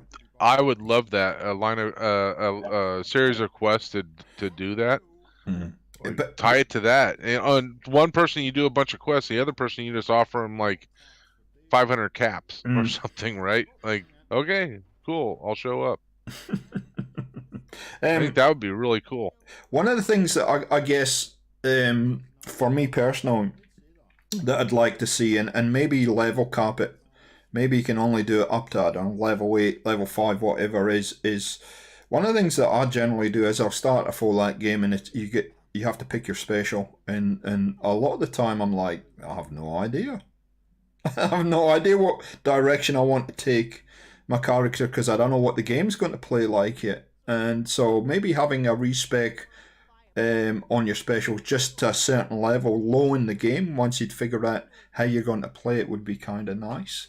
And then that's it. It's locked in, it's burned in, and then you build on it. I don't know how you feel. They about give you the or you could do respec it in Fallout 4, but that may be a little too soon. Well, what if they had a special magazine that only certain vendors carry for a certain amount of caps that if you read it, you could respec your specials as well as your Great abilities. That's too easy. I think drop that baby in the bottom of a death claw. Okay. Heck yeah. I was wondering where we're going to go with that. You just make it 100,000 caps to buy the book. You have to make. I still think that's too easy. You have to make the death claw poop it out or something. I don't know. Not everybody saves their caps like you do. A ton of jet and sell jet all over the wasteland. I'll have those caps in 5 minutes. That's too easy. You drop me in there and tell me you want to respec, you go to that Deathclaw cave. Go fight the matriarch in the bottom. Go for it at level 1. Or whatever. I'd do it. Or maybe... Yeah, a lot of people would go do it. No, to respec, maybe it's a potion, and you have to get like a Deathclaw matriarch egg as one of the ingredients, and you have to go get like half a dozen ingredients. There you go. You know, sure, work for it. That's why I said 100,000 credits or caps, because it's something that you have to work for. You have to make the jet, you have to find the ingredients, you have to do all those things. Yep. But yeah, you could make it anything you wanted. So yeah, you have to go down into a Deathclaw cave, and then you have to go into a Mirelurk, swamp, and you have to get all of the most dangerous things in the world. Or kill one of each legendary. Like there's one legendary of each enemy type. Yeah. You got to kill them all to be able to respec. I would do it. Or some random flower that you have to pick that it doesn't necessarily grow in one area, but there's only like a handful that are just like, there's only a handful that are on the map at any given time, so you just have to go look for them. Yeah, you know what though? It actually it fits completely in with Bethesda's sense of humor within Fallout, doesn't it? It's something you could see them doing. Absolutely. Fallout 3, there's a bobblehead in the Deathclaw sanctuary. Right. Absolutely. Well, they put Quarry Junction and Cazadors right next to the opening area in New Vegas. Right.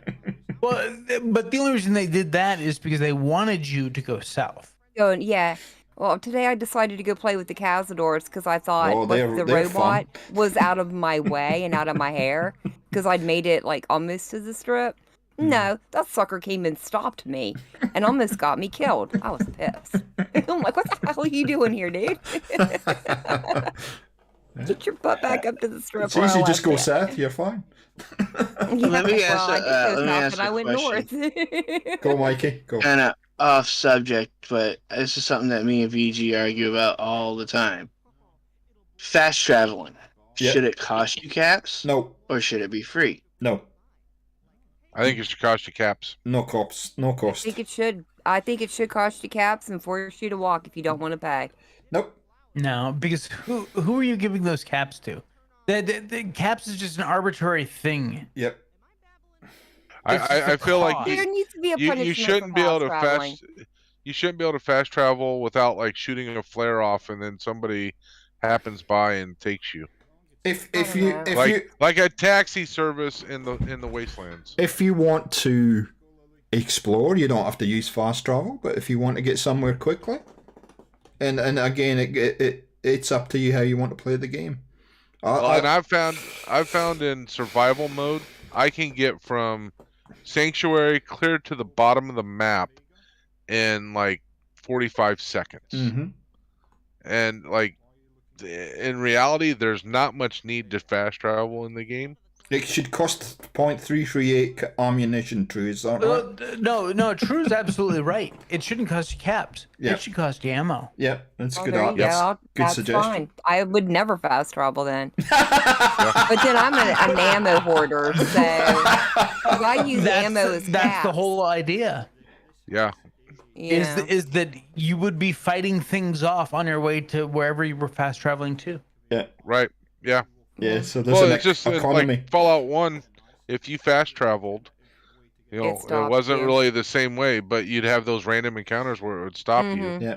And you'd have to fight, or sometimes you'd fight. But sometimes if you had a high some sort of enough reward, survival in Fallout 1, you were more likely to get less random stops or the good stops where it was like a vendor or something. Yeah.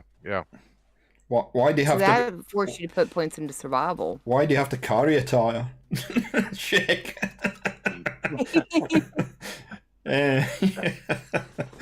No. And I'm okay with it not costing anything. Yep. Except there is the RNG that you have that random encounter that you then have to fight. Yep. You have to get through that encounter, whatever it is. Yeah. Again, it could be a wandering trader. It could be, a Deathclaw den. Yeah, there's got to be some penalty, I think, for fast travel. No. It can't just be free. No. Yes. There has to Thanks be. for that grenade, Mikey. You're a legend. Here's what it is. You just put it in the options. Is fast travel free? Yep. Toggle switch. Yep. It comes back to customization, how you want to play the game. Yeah, that would be fine. Because, I mean, I don't know. I've gotten to where I really don't like fast traveling as much. When I first started playing, VG forced me to walk everywhere. Yeah, but she does that to all of us, mate. You're not special in that regard. And I really like the exploring, but there are some times when it's like, all right, I got so much amount of time. I need to get this mission done. I want to be able to fast travel to that area, pass it in, go back to my camp and go, have a good night. I guess that was one frustration for me in 76 is that I needed to go somewhere and I didn't have enough caps and it was on the opposite side of the map and it was like, hell no, I'm not going to walk all the way over there. So I guess it does encourage you though, in defense of VG's kind of thought pattern, to play the game, get enough caps so you can do it if that's what you want to do. So yeah, I see both sides of it. No. See, but That's then not again, VG's you're theory. also talking about you're talking about fast traveling in 76. Yeah, but that was where you're it talking cost. about fast traveling in a multiplayer game. Yeah, but that's versus in a single player game. Yeah, but we're talking about cost more than anything. Whether it should cost or not. Well, if it's a single player game, no. If I wanted to fast travel on survival, I had to pay a carriage to take me where I needed to go. That's right. And I yeah, used you the did. carriage a lot. Yes. But I was happy to pay that in there. 76, I'm going to walk. Yeah. But I walked a lot in Skyrim too. Yeah. Again, I think Vic got it right. I think if you had a option on how you wanted to approach fast travel, rather than have it, this is the way it is, then yeah, everybody's happy. Unless you're doing survival mode. If you click survival mode on, then no fast travel. Absolutely. Forget it. You don't get to pay for nothing. It's just not happening. Absolutely. I would like to actually have fast travel in survival mode, but you have, like you said, a carriage or a taxi would be really nice because particularly like something like that where if you are encumbered and you need to get someplace to drop that loot, it'd be really nice to have something where you could, get that ride and not have to limp your way all the way back to someplace where you could get rid of all your stuff. I do like the or something. Or they institute a mount. I do like the idea of a penalty, whether it be ammo or what it might be for traveling, and I think that would fit nicely into survival mode actually. Honestly, I think if we gathered all the ideas of what people said, yes, all right, you pay caps for ammo, you fast travel and buy a caravan, so to speak. Yeah. And unless you have high luck, you have a 50-50 chance of getting stopped by a raider, Yeah. a gunner, a traveler while you're fast traveling. Yep. Yeah. I'm down with I that. think you need to write a Brahmin. And there should definitely be a be time so penalty for fast travel. It shouldn't be instantaneous. No. Time should physically pass like you're traveling the world during fast travel. I was going to talk about something else, but I think you're pointing me towards something that I brought up in one of my videos, and that was drivable vehicles. Should we have them in Fallout? Yes or no? Nah. No. So, what's the question? No. Drivable vehicles. Because that means every road would have to be open. No, not necessarily. No, I mean, if you had a motorcycle, I don't want a car. I mean, I know they had a car. Was it 2? Yeah, 2 had a car. I could see a motorcycle, but I'd much rather ride an animal if I'm going to ride anything. I mean, I don't ride. But the cool thing about having some sort of mount or whatever is you could, just like in 2, you could put stuff in the trunk, and you could store stuff there. That would be really cool. Hold on, they you want do me to good put with junk mounts in my Skyrim. Junk in the trunk. That's right. They can do mounts. They just, I don't know about. Well, I guess we'll see with spaceships in Starfield, but does it like it is in some other games though? Would you have to go and tame that particular type of animal before you could ride it? Either tame it or buy it. Yeah, and you could buy it, and you know, early game it would be extremely expensive for you to buy one. Now, but I mean, with a car, you'd still have to find fuel. There'd have to be a way for you to get penalized for using a car. It would be a penalty to use it, right? I completely agree. So the idea. Let me talk about the idea. You couldn't do any Fallout cars because they're all nuclear powered. Yeah. Exactly. Right. Yeah, but that's why you should be able to get a mount and upgrade it at certain points. I think a Red Stag or a Brahmin as a mount would be awesome. But, you have them. You have the things in the environment in Fallout where you could build a motor of some type or power it some way. Okay, fuel's an issue, but again, we see in Fallout 4 plenty of alcohol, so the ability to make alcohol is there and make your own fuel is there. Well, don't we have fusion cells? You have gas powered. Yep. Generators. Like. Yep. You could convert a generator, engine to move a vehicle. Yep. So look at all the other stuff they build. There's all kinds of tech there, and I think it could be an interesting kind of building mode. But my suggestion is that the vehicles aren't available for the whole map. They're available in certain parts of the map. Again, one of my ideas that came out of that discussion was maybe you could have a player home that's mobile. All kinds of possibilities. I wanted to throw it to the panel and just see what your reaction was to just something that's drivable. I'm not talking about becoming a driving simulator. Not at all. It's not what I'm saying. Definitely not. I don't know. I think it would. I don't know. To me, it would take away from Fallout if all of a sudden you could drive a car. 220 years in the future, however more in the future they decide to set 76 or the next Fallout 5.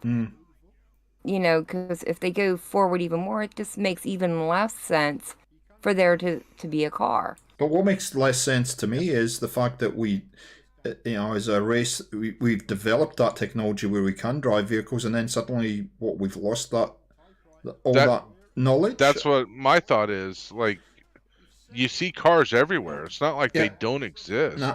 Yeah, but who knows somebody how to have fix to them? Tinker Tom can fix a whole hell of a lot of stuff.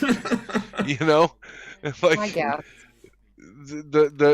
There's plenty of smart people that could figure out how to make locomotion. Well, to G4's point, not a driving simulator.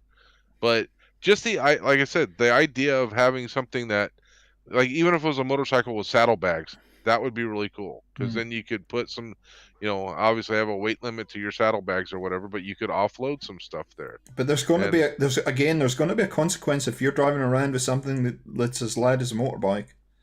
Oh, without a doubt. I think that would be great. Like, increase your chance of random encounter, a negative random encounter, significantly. I think that'd be great. It goes up from 50% to 75%. The other thing that can tie in. Yeah, go ahead. No, go ahead. And that could tie in with settlement building too. I mean, if you need fuel for the vehicles and generators. I mean, what if you had to grow the crops? Whether it's they run on corn oil or potato alcohol or whatever the case may be. You have to have well, that happens in the US now. I've been. What if a fuel cell and corn's a big ethanol producer. I mean, what if you have, like Vic said, you could either get a Brahmin or a Rad Stag. Mm-hmm. Even a Deathclaw. I wouldn't say, I'm not limiting Deathclaws. And what's everybody's favorite thing to do in the game? Scavenge. We're looters. We're crazy looters. So if you want to upgrade your carry capacity to your Brahmin, your Rad Stag, or your Deathclaw because it helps defend you, you got to loot parts to upgrade a wagon. And eventually you can upgrade that wagon to a back half of an armored car. But it's being pulled by said Rad Stag or what have you. But you have to get the parts for it. And then, like somebody else said, I think it was Beezer, you have to have a knowledge of science or repair to be able to put that stuff together. Right. And that's your penalty right there, as well as random encounter. So if you get a random encounter by like a raider and you just happen to have a Deathclaw pulling your stuff, he helps defend you. The other mounts. Go on, Vic. Go. I was just gonna really quick. If they go with mounts, then don't do any fast travel. Yeah, I agree with that. I'd be down for that. A mount is going to move you faster anyway. I'd be down with that. Yeah. I think the other thing that kind of confuses me about the way Fallout is, as far as this discussion, is that we have vertebrate birds, but we don't have any vehicles driving around. That has never made any sense to me. You go to Nuka-Cola on a monorail. I mean, again, if we're not going to have vehicles, can we have some of that stuff, like monorails that lead us into what you would term loosely as dungeons or underground areas, or some kind of more of that kind of mechanisms and more of those kind of vehicles around the map, so that it's like a hover vehicle or something. Fallout London, that mod, they're putting in the British the metro. The metro, yeah. Well, kind of, whatever they call it over there. Yeah, underground, yeah. Yeah, so that would be kind of cool to have something like that. Maybe get the subways working eventually. And have a whole underground surely to area. God, 210 years in the future, you can get enough brooms to clean up the metro. Yeah, but I mean, you can, in Fallout 4, you can have the vertibird smoke grenades. The vertibird will come pick you up. Right, you can use those, especially on survival. You can use the. It's fantastic on survival. Everybody throwing me around to get a provided vertibird. you stay on good terms with the boss. So right, Brahmin on roofs and stuff. It's all part of the lore of Fallout, isn't it? Heck yeah. It's what we expect them to do. Buildings down in a storm, aren't you? It's fine. You can fix that with your concrete post. Just push it around. It'll be fine. No problem. Yeah. Don't forget, get a rug.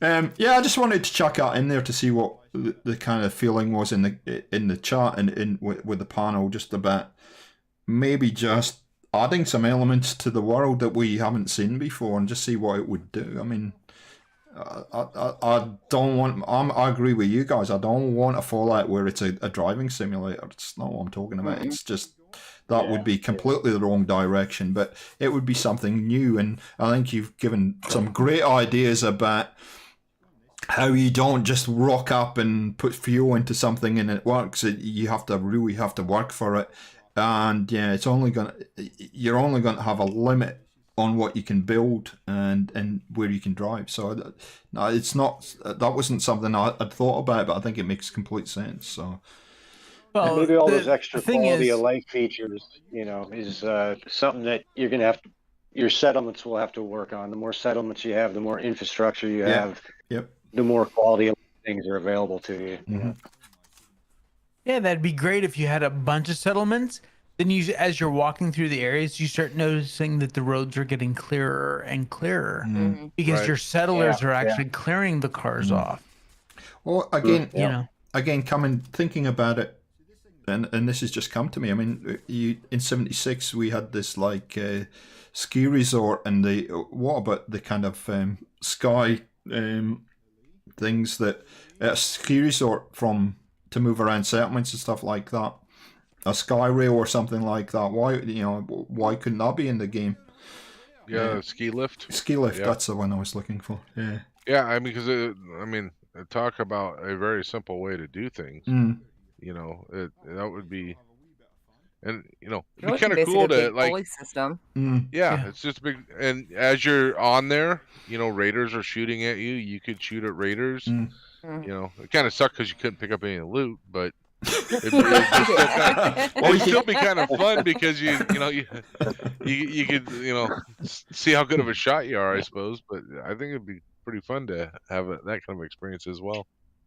Okay, I'd probably ride it just to shoot at them. So if we're talking about, it's an interesting discussion about settlers maybe clearing the roads and stuff, but what benefit do we get from that?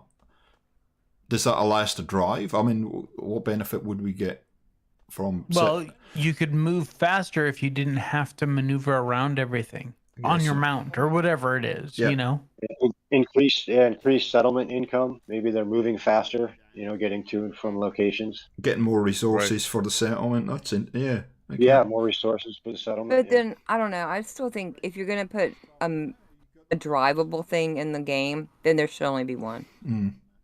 Yep. And that should be yours. Everybody should not be riding around in cars. No. And I think no. And I think somebody made a good point about it, that it probably won't happen because of the engine. But we're not talking about what's possible technically. We're dreaming here, so that's why I put it up as a possibility. Is what do we think about it? It probably will never happen, but exactly, Shaq. Cleaner roads means less attacks on the roads. It means less spaces for enemies to hide. Nice. Yeah, it's there. Yeah, there you go. And the only way you'd be getting that is if you were investing in building settlements. Right. Yes. Local leader perks. Right. So you have to put that time and energy into that. Yep. Right. To get the benefit. And having a tiered local leader perk, things like that. Yeah. Sorry, go easy. No, I'm just saying you get like reduced building costs when you're building in your settlements or other benefits, There you go. Gary, sorry, continue. Sorry, man. Yeah, I was just saying, having multiple tiers to something like the local leader perk, where, as you go through those different tiers, you have to get to the highest level or whatever in order for them to start not just clearing the roads, but maybe they're start filling in with, gravel or something just in the potholes, so you're not walking along and it looks like, those potholes that look like big old feet, stepped in dirty mud or whatever those ones are. And this could touch on something that Shek mentioned about, making a settler just random people doctors, maybe that's something that you invest in. You can give these people good training and it's all like give you more benefits for the settlement aspect of it, Yeah. So you basically want your settlers to rebuild the wasteland. That's what the whole point of it is, right? That's what Fallout 4 really was, wasn't it? To an extent, yeah.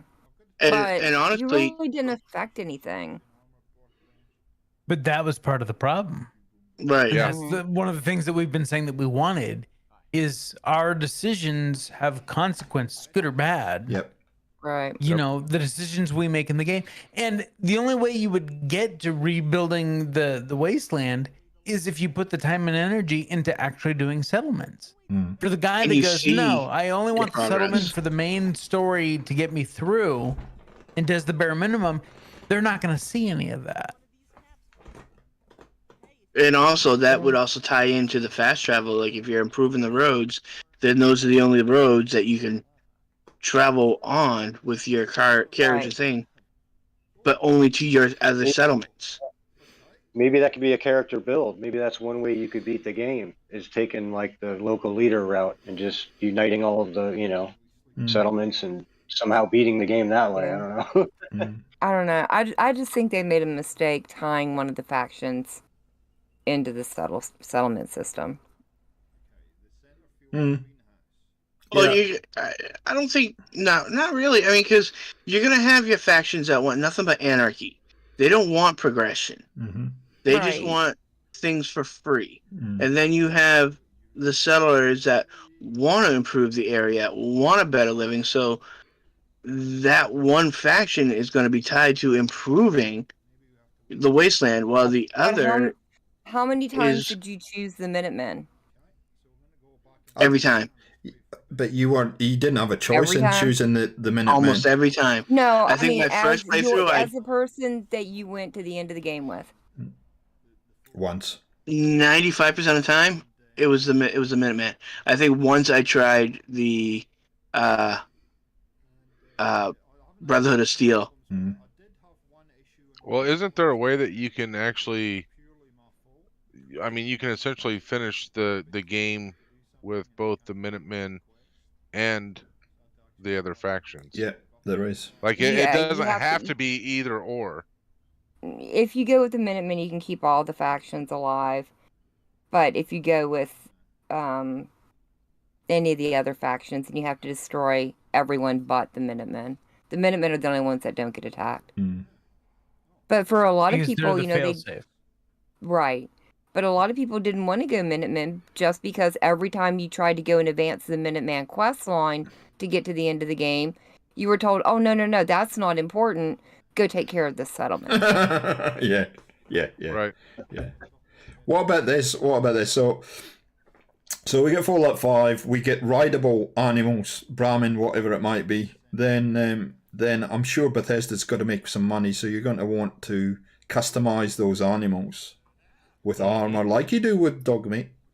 Then does that then lend itself to a mini game of an arena type battling on your Brahmin or something? I don't know. I'm just making this stuff up, but what do you think? Maybe animal breeding, maybe? You can breed faster animals or stronger animals. I don't know. I mean, it could be. I like the idea of being able to capture animals, breed them, and sell them. Yep. Yeah, that's a good idea.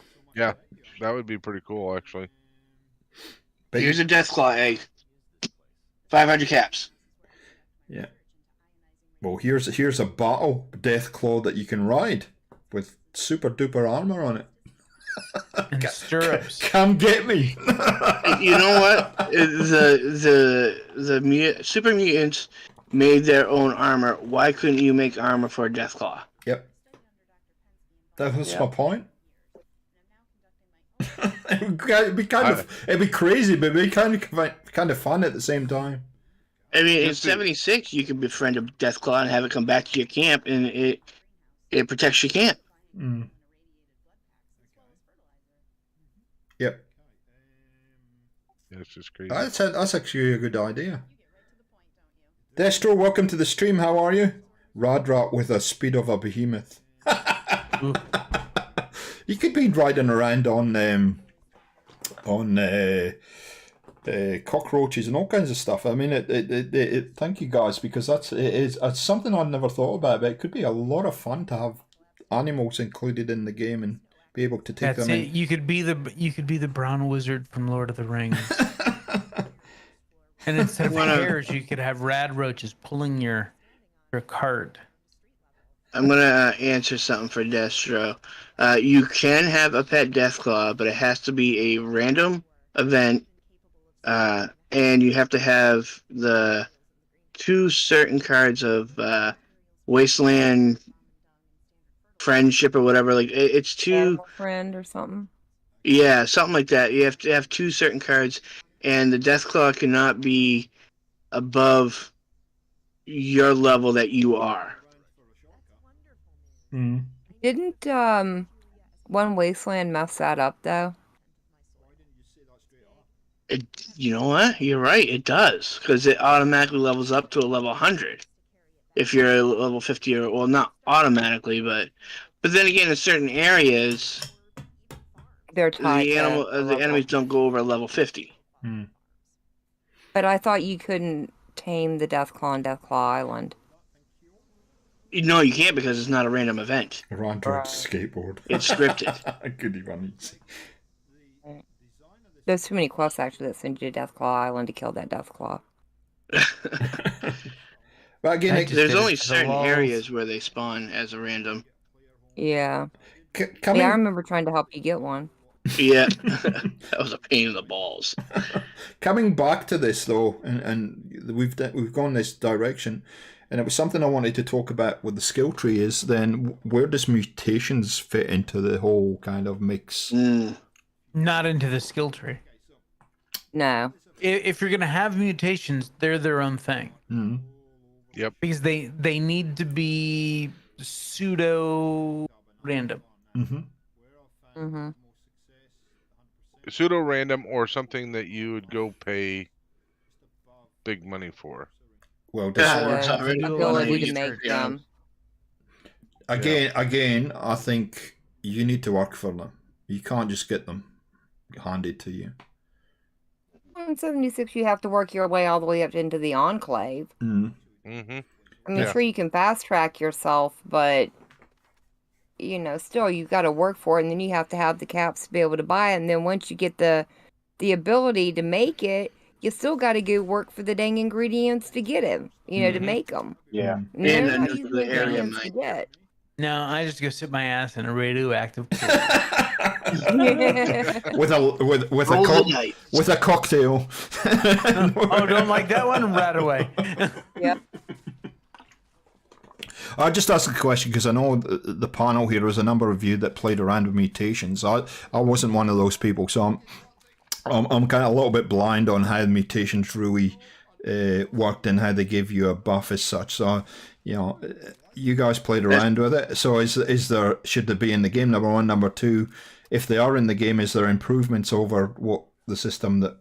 Because it was new in 76. I think they would have to be balanced in 5 to work more for a single player game. And at first, I didn't play with them in 76. It was a long time before I ever started even keeping them. And then I liked them. Yep. But I think in a single player game, the ones that they have in 76 don't always make sense. Like, be demon, yeah, that would be good. The marsupial would be good. The healing factor, that's a good one. But some of the others you just don't need. And given that 76 was kind of the first time that they'd kind of played around with it, I'm sure they'll refine that. And but I just have to mention that at one point, me and Vic had every mutation but one. Yep. At one point. Every single one of them. I just think single one of them. I've done that too. And we didn't pay for any of them. There you go.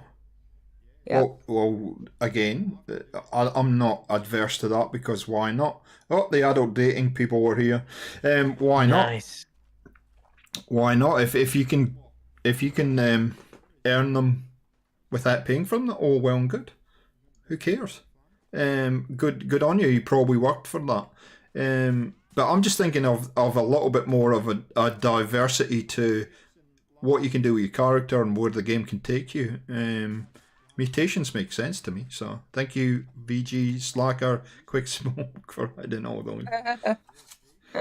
I think mutations are great, but they need to have more of a downside. Quit on hiding name. Yep.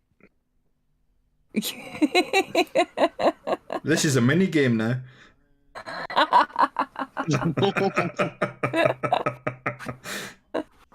They should add this to 76. Bring back the sex bots, that's what I say, but anyway. Yeah, what was I saying? I've completely lost my chain of thought. So mutations, if they have more of a downfall, Vic, would you have something like what was that one that helped your mutations but got rid of the negativity?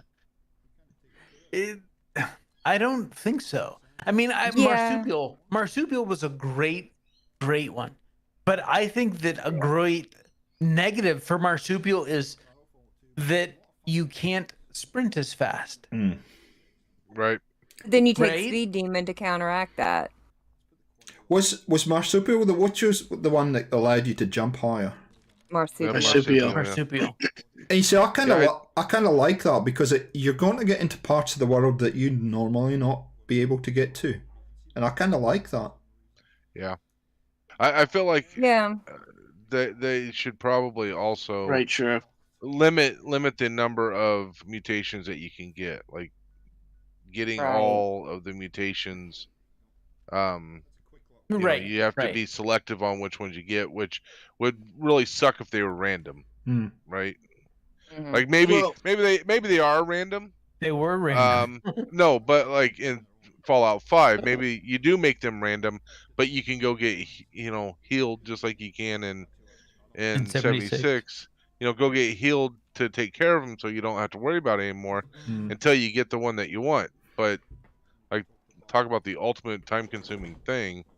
Like I said, it might be nice to go spend 150,000 caps to a doctor that can, basically guarantee that you're going to get the one that you want or whatever. Yeah. But I mean, Marsupial is no different than people running around in jetpacks. Right. Yeah. And also, I mean, just nothing. Like, I found out that having all but one mutation greatly hurt my character for a lot of the builds that I was trying. Well, yeah, because so I ended up getting rid of all but like 3. Right. You do have that one card that the one card that decreases the side effects. Yeah, only by a percentage, though. Yeah, well, you can level it up to like level 2, so you can really cut it down. But it's more just getting the mutations you need for the build you're doing. Not all mutations are good for you. Easy, did you play around with mutations in 76? True helped me get some, and I think a couple other people helped me get, because I had no idea, how to get them or where they were, and what they did, So he helped me get like Marsupial and some other ones. Okay. But I tell you, I wish I had Marsupial for Fallout 4 just for building. If you need to jump on top of something. Yeah. Absolutely. Or maybe give you better limb damage protection, or something. That would have been great. That'd be no good for me because I fall off all the time. So yeah, I'm always falling off. I built less stairs to build with than in 76 than I did in 4. One of the first things I sought out once I got Marsupial was the armor that gives you no fall damage. Or you can just get bird bones. Did I just have a question for Easy? Did True Flat want a specific type of ammo is in exchange for giving you Marsupial? Or? Oh, jeez. Or I'd probably say probably not, but maybe he probably bought all my fusion cells. That sounds like Matt, actually. He's always nice to my shop when I played. He was very kind to my store.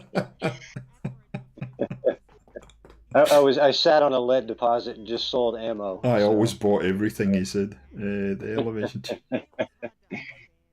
Yeah. Thank you. Did Marsupial ever take you off the map, those people that have used it? No. Not me. No. What was the one that had you walking across the sky at one point, or was that just a glitch in 76? Marsupial that mixed with bare bones and then a card. and you couldn't do it solo. You had to have someone else with you Who had the card on. I remember who had playing the card on as well. I remember playing with you guys and looking up, and you're like, what the heck's going on? Yeah, we were at the lift. And Mike, the funniest story. Mike had no undies on either, which was me and disturbing. Vic playing with a bunch of other people, and he died in midair, like 100 feet up, and he had to do the same thing to get his bag back. Yeah. Oh, my bag. But I also because they remember didn't him fall, it making a was stuck up bloody there. character and one punching a scorch beast out of midair. Jesus. That was the best. Oh my god. But see, And you know, go on, people Vic. talk trash about 76. The best part of Fallout 76 was playing with all of you. Yeah. That was absolutely the best part. That's why I am not ashamed of the fact that I own that game 3 times. Yeah. So that I could play on every platform with everybody. Yeah. Because it was the fun that we had Yeah. just screwing around and playing that game. Absolutely. The true story and all that stuff. It was all of you that made 76 worth Yeah. it.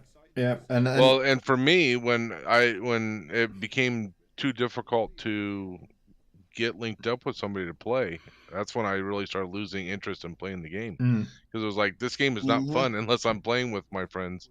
Absolutely. And it's like all of a sudden somebody, their hours change and they have a different schedule, and well, you can't play when I'm ready to play. And after that goes on for about 6 weeks, you're like, okay, well, I haven't played Fallout 76 in 6 weeks. The only thing I missed was not hanging out with my friends. Other than that, I didn't miss the game. It looks like I'm gonna find something else to entertain myself with. Yeah. Well, I That's remember. why I kind of wish Bethesda kept their do. promise. Yeah. Yeah. I ran out of quests to do, and that's when I lost interest. It's funny. Oh, yeah. It's funny because I can't remember if it's a beta or the full game, but it might have been Vic or somebody was streaming, and there was like 12 of us in that main the first 10 that you come to, and half of us didn't have any clothes on, and it was just huge amounts of fun, and that's why I think something like mutations and stuff like that could be interesting, because I know we went in all kinds of different directions with 76, and it was just so much fun, and having a Fallout game that's so much fun keeps me playing. But you're right, Gary, I think once everybody had and it only took about six months ish, and then we were done with the game, a lot of us, so Yeah. sadly. That's why I kind of hope Fallout 5 is not going to be a multiplayer, but co-op capability. Yeah. They already said it was going to be single player. It would be, I think, a one person, or like just one other person co-op would be fun. Yeah. Like co-op DLC would be cool, Something you can join and play together, build together, do whatever, But I don't want another multiplayer. No. Fallout. Well, No. well, it's okay to have another multiplayer Fallout, if like 76, but it's not. Some of us want a single player game, and the next Fallout 5 has to be that. But if they wanted another multiplayer, fill your boots. But it's not what this group. Well, if they're going to do another looking multiplayer, for. it better be done better. Yeah. It needs to be better than 76. Yeah. 76 was they were breaking complete new ground with that game. They had to get a complete new team to rebuild everything. So, yeah, they will do a bit. If they did decide to make another one, they'd for sure make a better job at it. So, 76 was a learning curve for them, and it was a sandbox for them for where they take Fallout next. I believe anyway. And I think there's a lot of stuff that could be transferred into a new Fallout with that being a multiplayer. That could be fun, and Mutations is just one example of that. And only God knows what else they're going to learn and that we're going to fall in love with over Starfield and the next Elder Scrolls. Totally That we go, oh agree. my God, we want that in Fallout too. Totally agree with a Fallout flavor. Yep. Yeah. I'm gonna have to start playing Elder Scrolls before the next Elder Scrolls comes out. Might be I an don't idea. think you will. I don't because none of those stories have ever really kind of linked together. Just like True. Fallout, you know, there's no tie between Fallout 3 and Fallout 4, really. Right. But at the same time, Unless you use a mod. everybody tells me how great Oblivion and Skyrim are, and I've yet to play them, and I feel like I would almost be cheating myself if I don't play them, or at least Skyrim, before I would play, Elder Scrolls 6. Oblivion's the better game. Oblivion's better. I've I heard that challenge too. you, Gary. I challenge you. Honestly, I would start. If you could go back, I would say start with Morrowind. But Morrowind, I've heard that too. It's a hard game. You gotta go in knowing that only 1 out of 10 of your hits are gonna hit in the beginning of the game. And it did not age well. Wasn't Morrowind their kind of first? Yes. It was kind of the changeover from a PC game to PC console game, wasn't it? And then they refined it. Well, I think it came out Oblivion. just for console at first, then it got ported to PC. Okay. I think. Okay. Yeah. Okay. Yeah, Kat and Kevin both told me I should start with Morrowind, and I'm like, But it is hard. But it's a lot of fun. Once you get in there, I mean, you want to talk about becoming a god. You can become a god in that game. Gary is a god. It's very fun. But he's got his own quest in Fallout 3. Definitely go for Oblivion. I'm playing it now, and I am having an absolute blast being back in it. and maybe at one point I'll go play New Vegas. Yeah. You haven't played New Vegas yet? I have not played New Vegas. I only play Fallout games that have a number in the title. Oh, okay. Fair enough. He's a Bethesda Fallout player. Yeah. Well, Very simple, man. I started with 1, when it came out, and then I played 2 pretty much as soon as it came out. Yeah. And then I had to wait until Fallout 3, and New Vegas through I can't. Yeah, I can't remember, and I ended up never finishing 3. Yeah. Partially because I started college, yeah. And then I also had some bug that it wasn't really a bug. I had a save that was basically right at the wrong spot, and I just basically essentially kept dying, and all my other saves got corrupted, and so I was just basically stuck in this one spot, and I was like, well, that sucks. And then I started college, and I'm like, well, I don't have time to go back and start all this over again. No, New Vegas is if you enjoyed 3, you enjoy New Vegas. Yeah, I watched my brother happen to be. This was in the 08, 09 time period when everybody was getting laid off, and he had gotten laid off, and happened to get New Vegas just before that happened, and so I basically watched him play almost the whole game. I was over visiting all the time, and it was just watching him play. Just happened to be visiting when he was playing Fallout New Vegas. Yeah. So I've probably watched 75% of the game. It's actually good to go back to these games as VG probably. Oh yeah. Because you forget a lot of it, and it's like playing a new game again, like Lyrico said earlier. So. Yeah. Okay, guys. I was thinking the same thing when I was playing Mass Effect 2, but in reality, it's like I not realize where I was, and then as soon as I saw it, I was like, oh yeah, I know exactly this, and this, because it just comes flooding back to you. Yep. I haven't played Mass Effect 2 in nearly a decade. And it's funny how you if I don't remember every single thing. Yeah, it's funny how you retain it. Yeah. Okay, guys, thank you so much for the conversation today. I think it's a good point to stop it. I knew I was confident that you guys would just take some of these discussions in a completely different place to where my thought process is, which is a little bit scary. But anyway, thank you so much to Easy for joining us, mate. It's always a pleasure to have people join us on the stream, and if anybody wants to be part of the discussion, be part of the panel, please let me know, and I'm happy to have you as part of it. Sadly, we're getting towards the end of this series, so I think we've probably got one more stream, maybe two, once we kind of collate all the community's thoughts together. But I'd like to thank the panel. You guys are awesome. Thank you so much, and thank you to everybody in the chat who joined us tonight, and thank you for the ongoing support, not only the channel but on the discussion on Fallout. So I should have put my face up on the camera, shouldn't I? To scare people, scare children in America. Anyway. Oh, it's Halloween already? Guys, thanks again for having me, and Easy, it was great being able to chat with you as well. I mean, obviously, same. Yeah, but, same. It was great to chat with everyone, and I appreciate the invite, G4. It was awesome to be here. I loved chatting with everyone. You're not going anywhere, though. You're staying in the green room for a while. You don't get away that easy. But okay, guys. Oh, okay, all right. Okay, guys, have a great evening, chat, and we will catch you next time on the channel. See ya. Say good night, everyone. Good night, everyone. Good night, everyone.